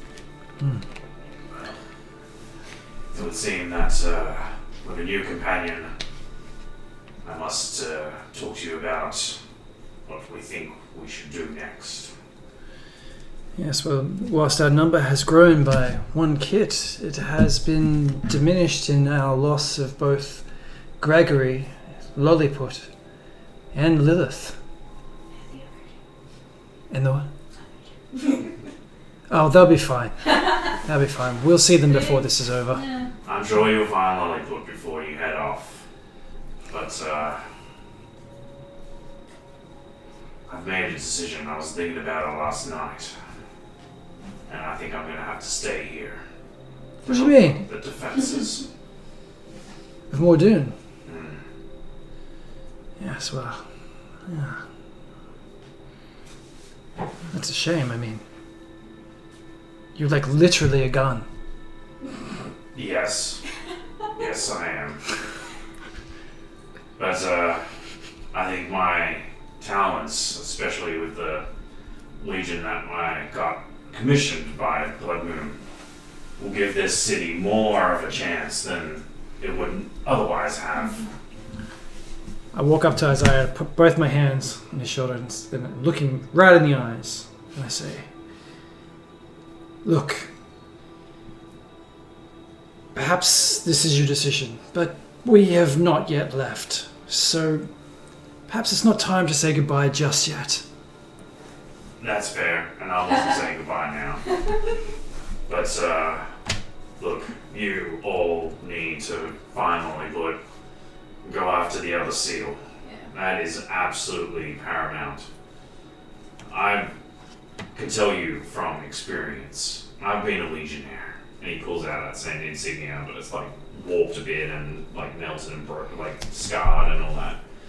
But this is a constant reminder that adventurers get shit done. I like When that. you're Adventurers get shit done. You wanted to be a hero of Solstice. Well, this is that moment. And I think the things that are happening, the greater machinations, need you three, and Lollywood, if you can find him, you four, to make your mark in this world. To change its history, to change the course of this future that seems to be predetermined. Because I can tell you that its past, it's not as rose-colored as you might think. And I forewarned you before that your messages out to the Empire and trying to find these factions that might band together, they're all out for their own gains. They all have their own sort of self-righteous view of things. And I mean, this war that's started, by God's, I'm so surprised that it hasn't already, like 30 years ago, this Cold War has been going on. The atrocities that the Empire's done on the elves themselves, it's a small reparation for them to strike back now. I'll tell you a story. Story time. A story that I want you to carry with you. And whenever you deal with Imperials, Empires, the General in Indra, Blood Moons, and all that kind of stuff, even Arctic, for all his shut-in hermit ways. I used to be a part of an ordnance crew. Now, the ones outside, they deal with normal black powder, cannons, explosives, they'd be good with that kind of stuff, but we were building different things in my company.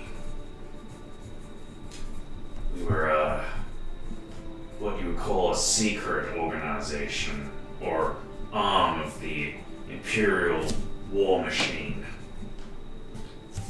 Designing and building weapons to be used on others. Now, I haven't had to use it, but I have it just in case. And he pulls a small green vial. But this is the last of something that I destroyed a long time ago. It's a compound that we created. Once aerosolized, melts people from the inside out. That sounds horrific. The Empire commissioned this. They wanted a weapon like this. Their generals, they sought to use it. They wanted to test it for starters, so I had a mission one time. We first finished breaking the compound down. We could aerosolize it. We could strap it to blasting canisters with a decent spread. It's about 60 feet or so. We brought a few of those out to the borders of the Silver Vale. And our mission was to attack an outpost. Use it on a Silver Vale outpost.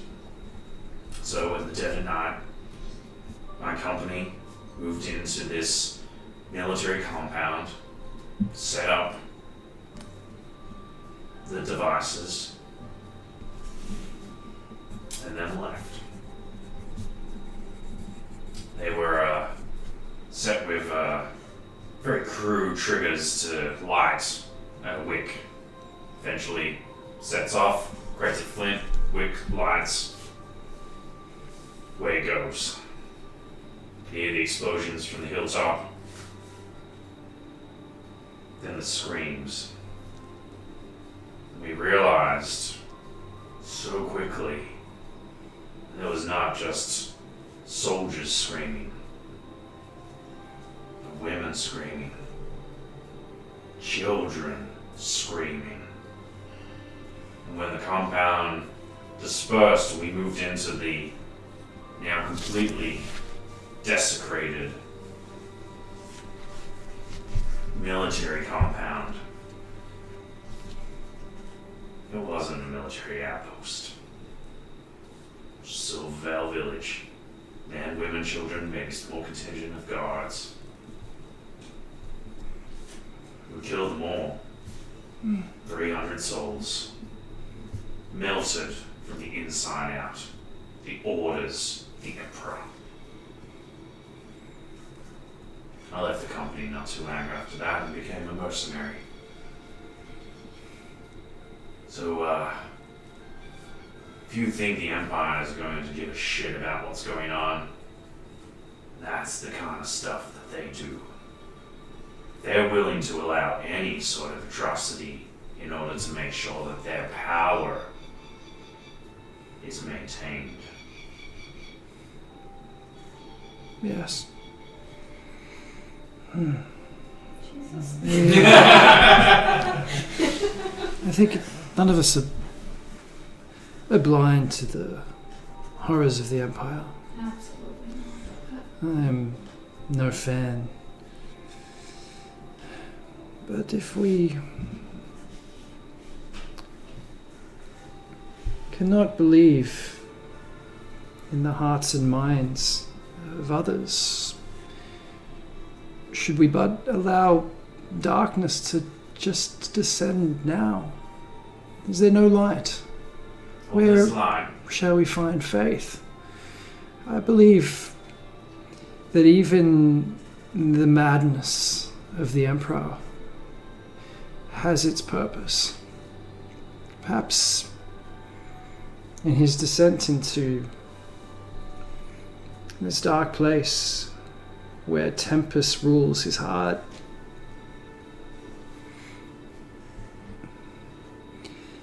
that in that dark depth, it may yet bring all of us together. If we do not have any faith, we may as well just go home and let it all happen. I'm not saying don't have faith. I'm just saying have faith in the people around you. The ones who are... You are the lights. You're gonna make this happen. Don't rely on others. Don't not ask for help if you need it, but I'm just saying, be careful who you get in bed with.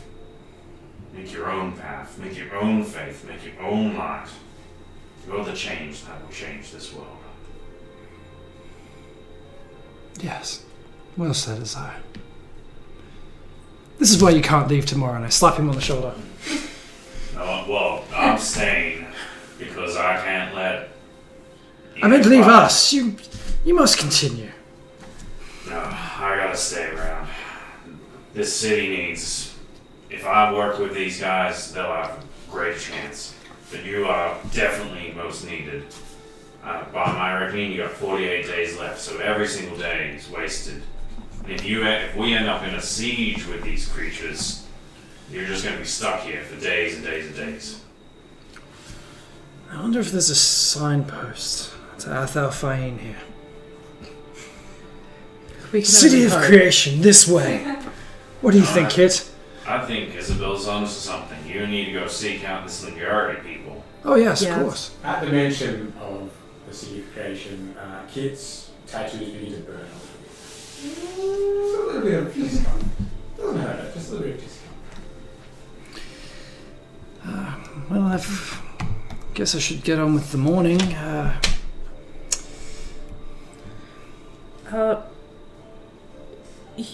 You're all familiar with Aradin, right?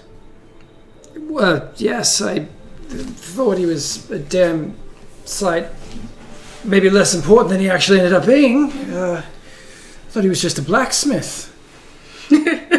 He likes that, doesn't he? He does. I need to go see. Left out the bit of being about a prince and all that stuff. Well, It's complicated, yes. You're only a prince if it stays in the logbooks. Yeah.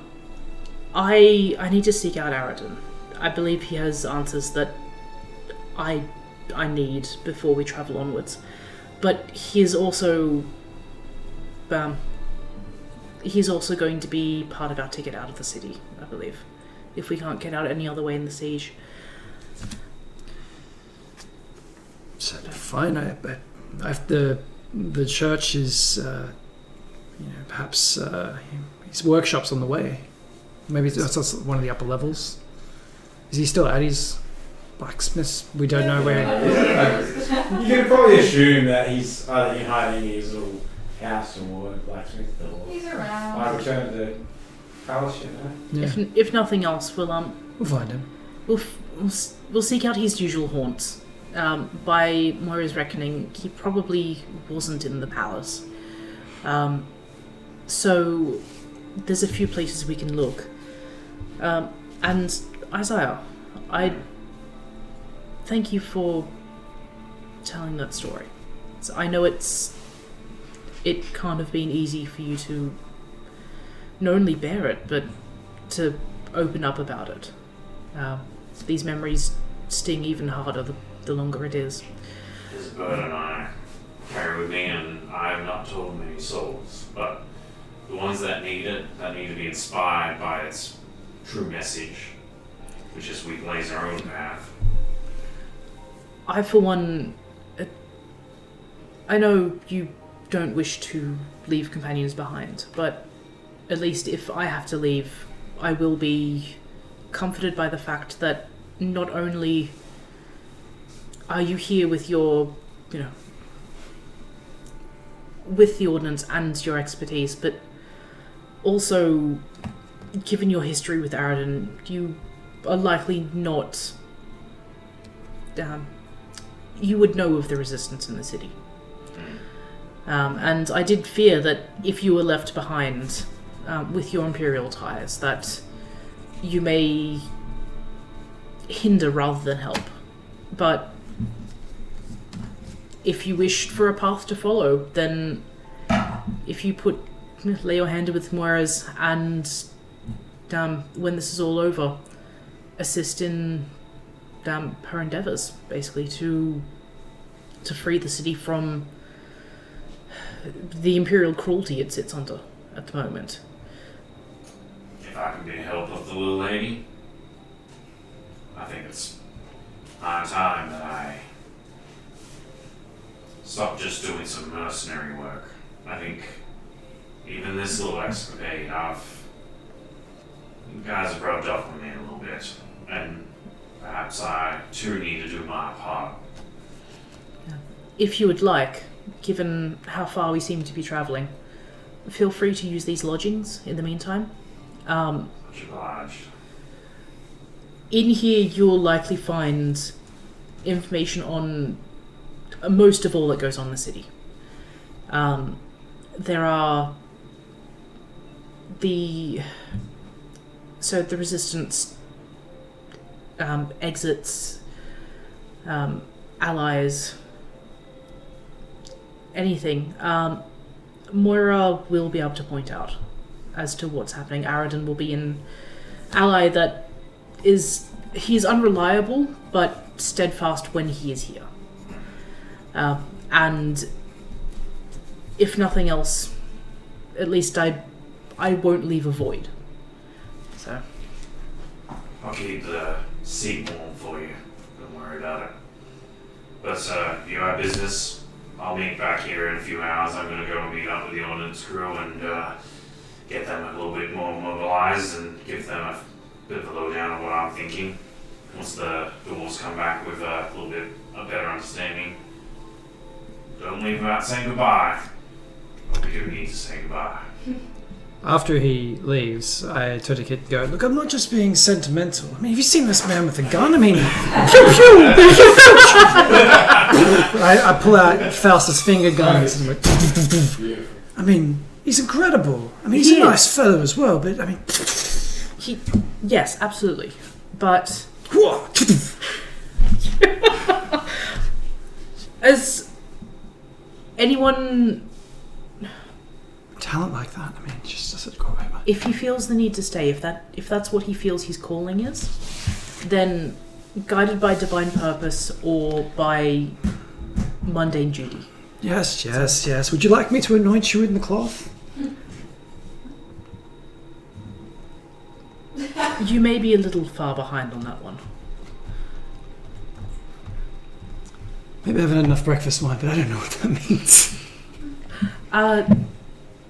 We will discuss this at a later. Okay. Who do you serve? You go, Isabel. Out of curiosity, do you have a world map around here? Somewhere in all of this? Not here. There would be one in the castle. I have regions, but none as far afield as we're traveling. I see. I mean, the archives should serve in terms of finding the information that you seek. You know, the palace has a fairly detailed map, Yeah. and the archives do as well. As far as being able to get into the palace, we were out of the city very unlikely. Archives are probably a better option, almost. Looks like I'll have to take a bit of a travel down there. If we have to know where we're going. Design our full world map from. Yeah. You're welcome. It's a very rough world. Yeah. I mean, no, it's south, so it's down somewhere. Yeah. Never saw you. Objectively down so long as the map is oriented in the right direction. Yeah. Alright, so we're off to find Aradin. So we're rolling a d4. 4. 4. It takes some time, a lot of time to find Aradin. As you check most of the usual haunts, and he's not at the forge, he's not at his workshop. You do eventually find him in the Temple of Moradin, and you can see that he is kneeling down, and before him is an ancient war banner of his house. And Kit, you notice very quickly, and Isabel notices through passive perception, that he is now wearing a very heavy ring on his finger that is his family seal. And his warhammer is laid on that war banner that is a blacksmithing anvil with the Warhammer of Moradin etched in it. It's very fine work, and you can see that it's fully unfurled. There are dwarves standing around on the sides around the temple, just sort of staring at the war banner. And you can see that Aradin seems to have made some sort of decision about what his course of action is going to be as well. So I'll walk up, intentionally keeping steps loud, so he's not necessarily jumpy. So with the way he's sort of kneeled down and head bowed, you see his hair is sort of come over the front, and you can see that he does have a tattoo that's sort of glowing currently. That resembles a tattoo that you've seen on Kit before, and that is the winged insignia. So they seem to share some similar belief patterns there. He does seem to be he sort of communing with Moradin in some way. I'll give him a few moments to see if he reacts to us sort of walking up upon him first.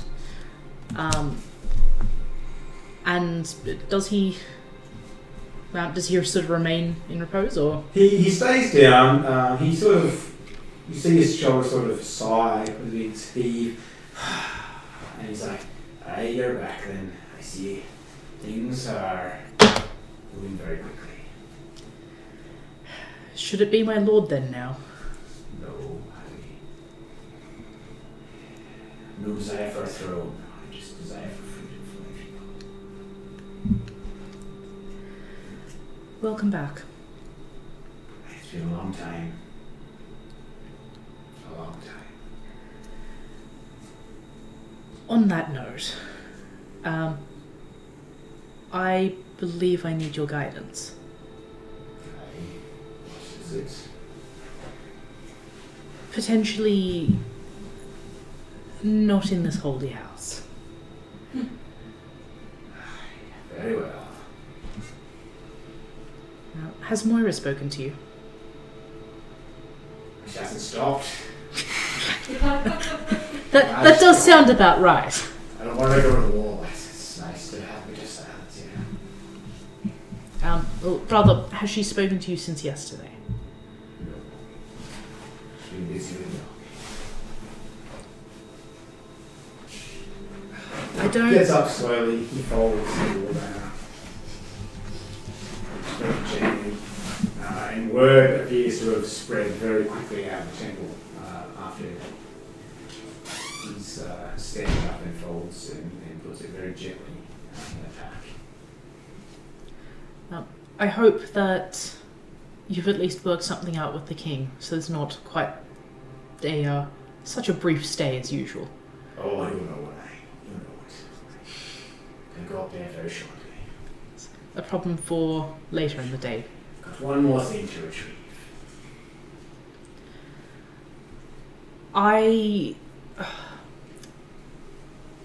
How to put this? I have no memory of many things. Largely the last 6 months, but also of times beyond that, which it feels familiar in a terrible way, like an old wound. But there is a calling that I see that you now also follow, that led me here to speak to you. There is a presence or a guidance that led me here, and you are at the heart of it.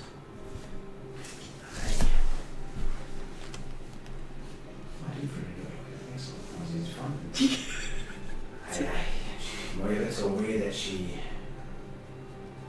indoctrinates you, I suppose is the word for it, into our belief system. But you're right, this is not the place to talk about it before Martin's eyes. Perhaps, come, we'll go and I'll retrieve that last thing that I need.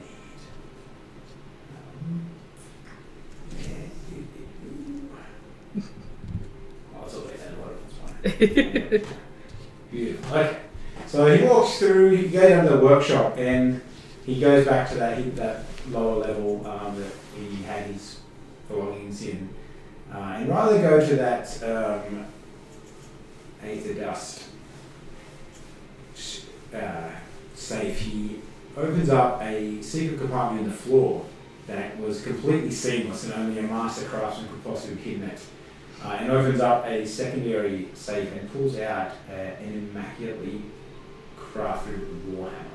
And you can see that on the sides, the flat sides of the warhammer, that it is that same winged insignia of the tattoo that you saw on his neck, and that Kit has here, it was here, wasn't it? Yes. And there is a trident that is in the middle of the wings on his warhammer, and you can see that there are some very powerful enchantments within this hammer. He picks it up very, very, very gently and reverently, and he clips on his belt and he says, "Hey, this has been passed down for a very long time in my life. And that's it, well, my position, I should say. It's beautiful. It's a duty I held beyond my birthright. And as his mother, she's a part of the order as well. We worship a different deity. And you may not remember, but so do you. You're pledged to another entity. Your powers come from the Redeemer. It's a name lost to most histories. The triumvirate have all but destroyed any knowledge of her. Turned their backs on her. Just like she's betrayed by the very gods that she served. This rings true. As we've... And you see her sort of glance up for for the first time and remember that there are other people in the room. I know these people. They're fairly trustworthy. Very, very well. Well met, Aradin, Templar killer. I suppose you understand a bit more my feelings towards it. I do indeed, mighty There's a dwarf. little more of the story now. Can I call you Prince? He may actually swing the weapon at you if you do that. Fine. Lord is all I can get away with. When we've been fighting over the past days, there's a pool of power that I can feel and I can sometimes pull on. And every time I use it, it's like a comforting cloak that settles on my shoulders and, well, it makes the sigil burn. But like a comforting flame rather than... Hey, that's her embrace. That's a good sign. It means that her power still exists in this world. It's tempered, blocked, but it's still there. You just need to know how to access it. I think I'm beginning to understand that. I know that she'll lift up the lantern. I know this is part of it, and I know that there are things I must do when we have a moment. But okay. I suppose it's always nice to know you're not going mad, right? Yes, I find it very reassuring. so. Yes, yes. It's been a little hard to reconcile what is what is a manifestation of myself and what is a manifestation of something greater than me lately. Well, I suppose we should talk to let these people know, these good people know what it is, what we're talking about. Probably a bit creepy to them. So, Yes. well, do we go now, or do we want to break and go next week? Shouldn't have to. Well, basically, I'm the high priest of the room. A deity, well, I suppose a deity, known as the Redeemer. Name you've probably not heard before. Moira is somewhere to the other, as is Kate, though she does not quite remember the details of that. This hammer is the hammer of the Redeemer. It is passed down from high priest to high priest from the time she was banished.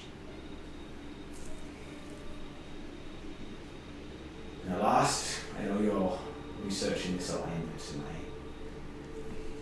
I have to forgive me for not telling you all I know, but we have to be certain things.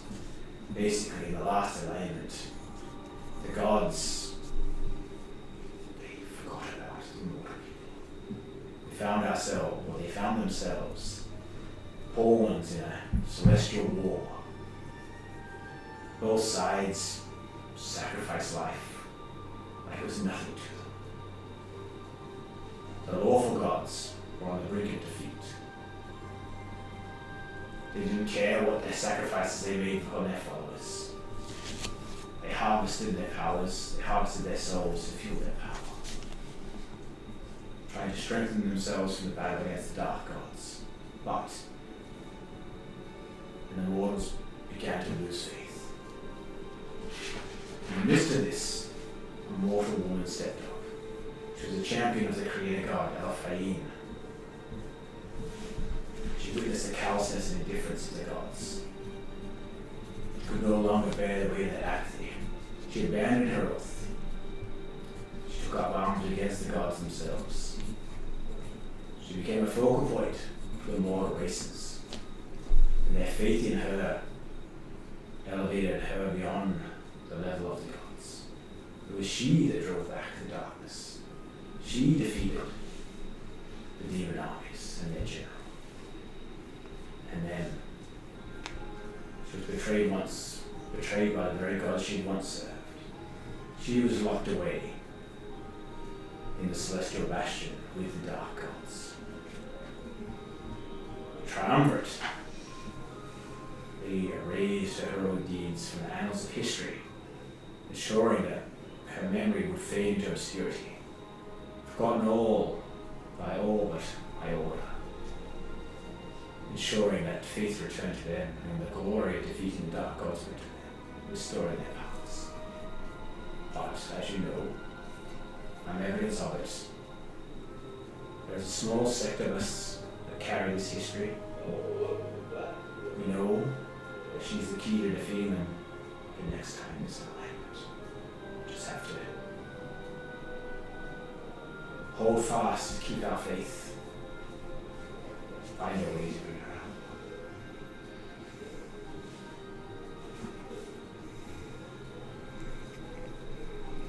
out. She is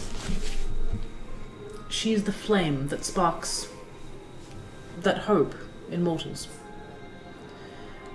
In the absence of support from greater beings,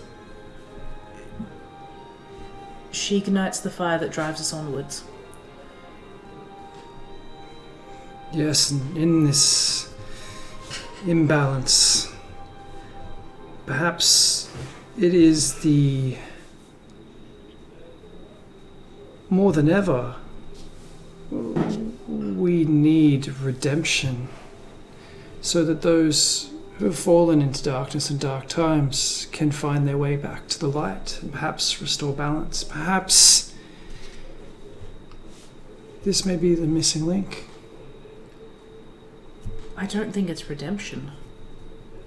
I think it's reminding those of us who feel powerless that once banded together, there is a power in of itself. The Redeemer was naught but a mortal.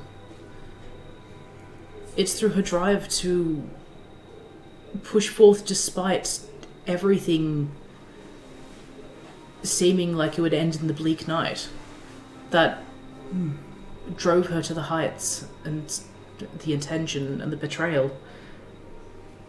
Right? When she's released, I don't know what will happen, but it won't be good for either side. The gods they released, for mortals, she'll fight for them, she won't fight for the gods.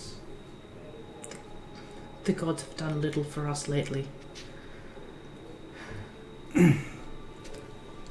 Apologies. Oh, that's fine. There's an imbalance. The triumvirate wields far too much power now. I would agree. The elves that still veil, the only ones who worship everyone else. The kobolds.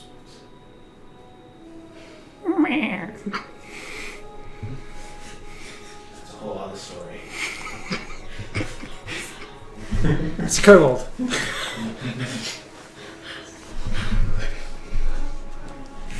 The empires channel all of the faith in our world, or at least here, into their three gods, granting more power than they should be allowed to be able to.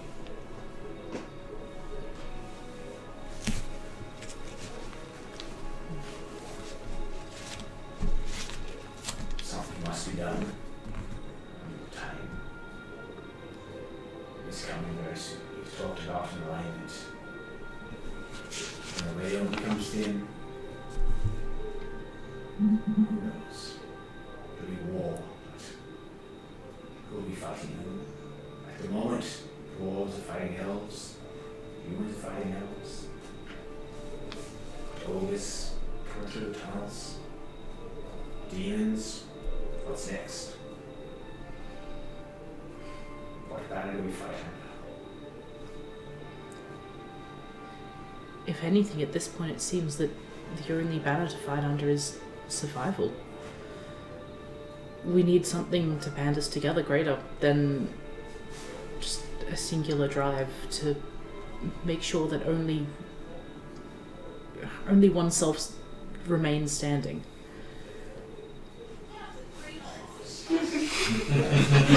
Worst time.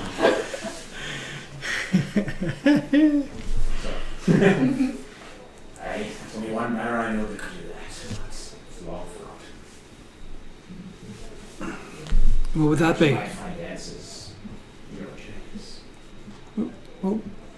What might that be? That was a redeemer.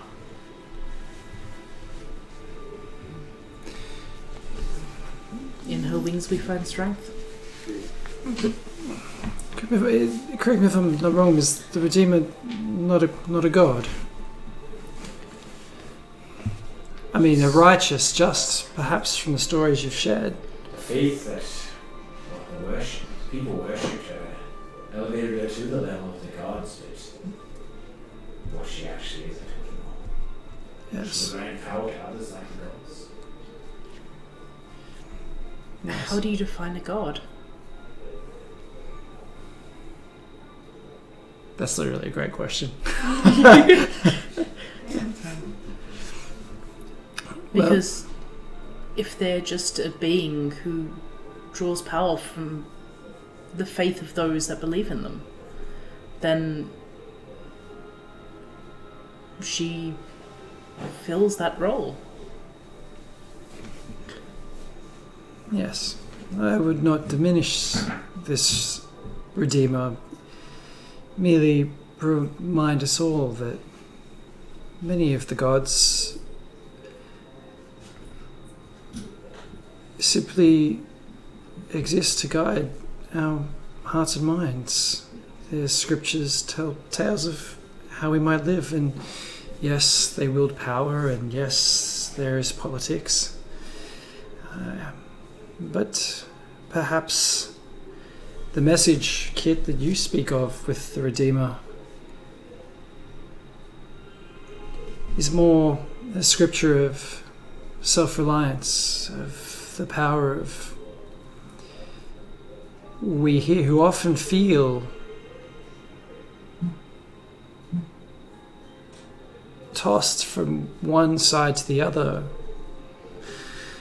of an ocean on tides where only the gods themselves blow the winds, they control the tide. Everything feels like you are following their designs. Perhaps the message of this Redeemer would be, and I think this might have been your point, Kit, that we should look for friends where we can find them, but rely on ourselves, and perhaps in doing so overcome. Is that not what you were saying? I believe that's the start of it. But I think I'm beginning to understand that what I really mean is I don't think that there is anything more sacred in following a god who is fickle enough to turn their backs on their own people and pursue their own goals over the existence of those that give them power and believe in them and trust in them, than there is in giving your trust and belief into someone who was once mortal and instead forged their own path to the same heights. Because if gods are meant to be all-knowing and all-understanding, yet they will do that to the people underneath them, then how are they any better than mortals with power? Mortals with enough power that no one can stop them.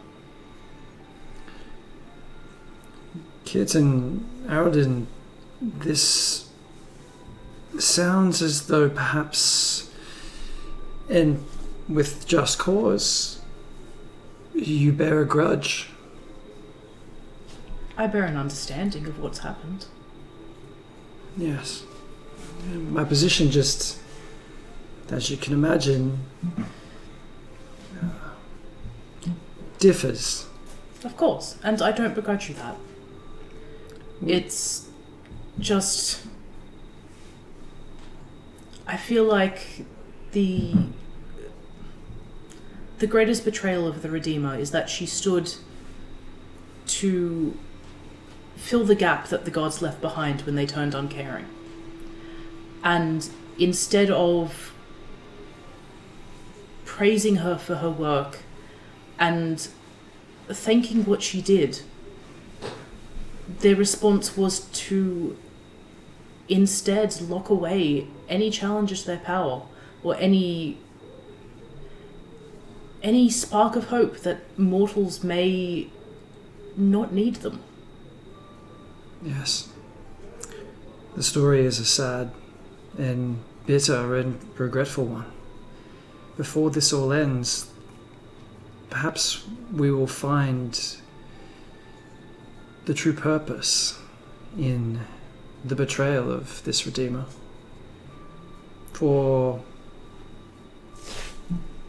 should the Redeemer be of the character of which you speak, should this be not merely a fable or a myth, then I should think that her role to play is a large one and is not yet done. No, I don't believe so. And should there be a reason, then, well, it's part of the mortal understanding is to change oneself. Yes. Within knowledge. Yes. Not to stand by set ideals as the elder gods do. The rivers flow, the leaves fall. So, should we understand more, then I believe that the Redeemer's voice and the Redeemer's role will change. I think that if you pursue the course that you're on, you'll probably learn this anyway. You'll find more out. You'll learn secrets of what happened, true histories, true glories of the gods, the true fate of the gods. At the moment, all we see is a triumvirate. Some sort of worship or anything else. And the elves, they worship goddess of nature. But other than that, no one else wields any real power. So you've got an army of demons trying to free a general, trying to free dark gods. And you've got 3 gods that don't care about mortals in charge. What's happening is okay. People are already disappearing.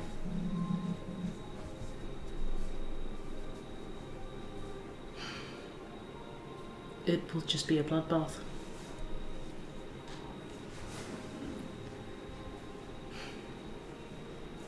I suppose all we can do is find out more as we can, and I don't know how the Redeemer's power is meant to emerge and assist us any more than it does now without the seals themselves breaking if she's in the same place. So what does that mean for how this will play out? You've got an option here. Do you break the seals without the good and the bad? Or do you take the chance?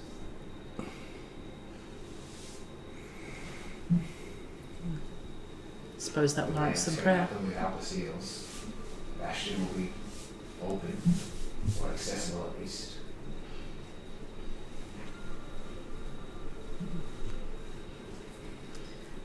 I don't think that's an answer that any of us are going to come to anytime soon. You need more information first. But at least any more knowledge in the archives here are her people.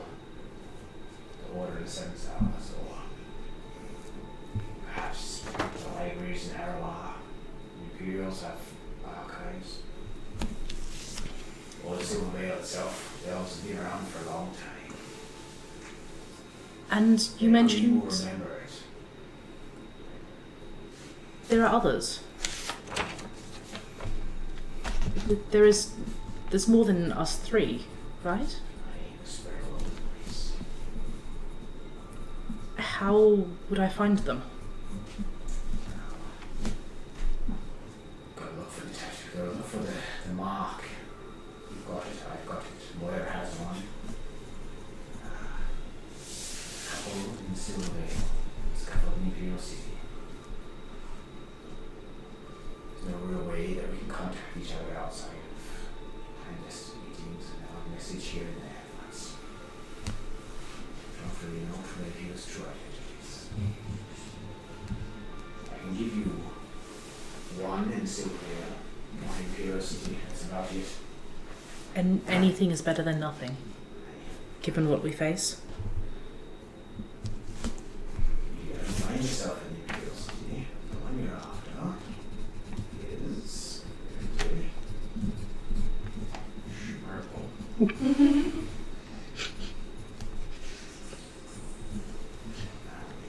is. Give me 1 second while I figure myself out. Valen Ashford. Be hard to get to. It's the master spies. And what of the Silvervale? That's an interesting one, that one. Because what you're looking for there is the High Priestess of the Moon. Her name is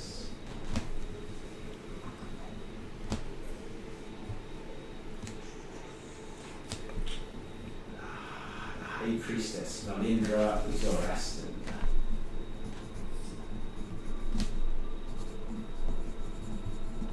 But if you find yourself in those kinds of circles, Dark Elf Queen was alive in the last planet. She might even remember what happened. There's a reason she doesn't like me very much. Well, given where I started and where I've ended up, there are certainly stranger paths that I could have taken. So if I find myself here now, I'm sure by some hand of fate we can find ourselves in a situation where we can stage them. I keep forgetting that you haven't met Lolliput. No. Oh, you're Dark Elf, that's right. Where is that? We just met, it's just you've not yet seen the strangest of things. They are yet to come. It's a dark elf, you say? Yes. Quite unusual character. I don't... Fond of carafes, which I can get behind. It will be nice to meet some of my kin. After... Whoa. Wait until you meet him first. You get on just fine. Yeah. Very well. I'll take you at your word. Aradin, thank you. With all my heart. I got one more thing for you. For that another bundle. Gives it to you. It's the Artery Skills. Hopefully, this will help you on your journey. It's just a trick, really. Thank you. Who's it called again? The sensor. Just close that chat. The sensor of it's in my sheet. What a lot. We had to find a way to get it to you. Yeah. It's the devotee sensor. That's it, the 13 sensor. I'll give you a little bit of protection, a bit of guidance here and there. Keep you alive, maybe. We'll see. We can only hope. Mm-hmm. There is that. Hope and faith. I've done a pretty good job of it so far. So, Not seeing what's coming yet. and nor for you. So, I'll be alright. I'm old. and Not too stay many that way, people- will you? Not too many people will miss me. It's true.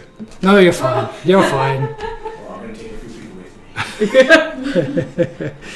If I make it back and you're not here, myself and Moira will find your grave and haunt you right back. Oh, You know that, right? I'm gonna go find some more with me. Let out some anger, go see my brother. See what happens. I don't begrudge you that meeting. So I don't have my hammer. Alright, we might leave it there. Yeah. We've got a movie out of time. So we'll It's very lore heavy. call it time. So thank you for joining us. And we will see you all next Thursday. Episode 20. Yeah. Thank you. Big episode. Yeah.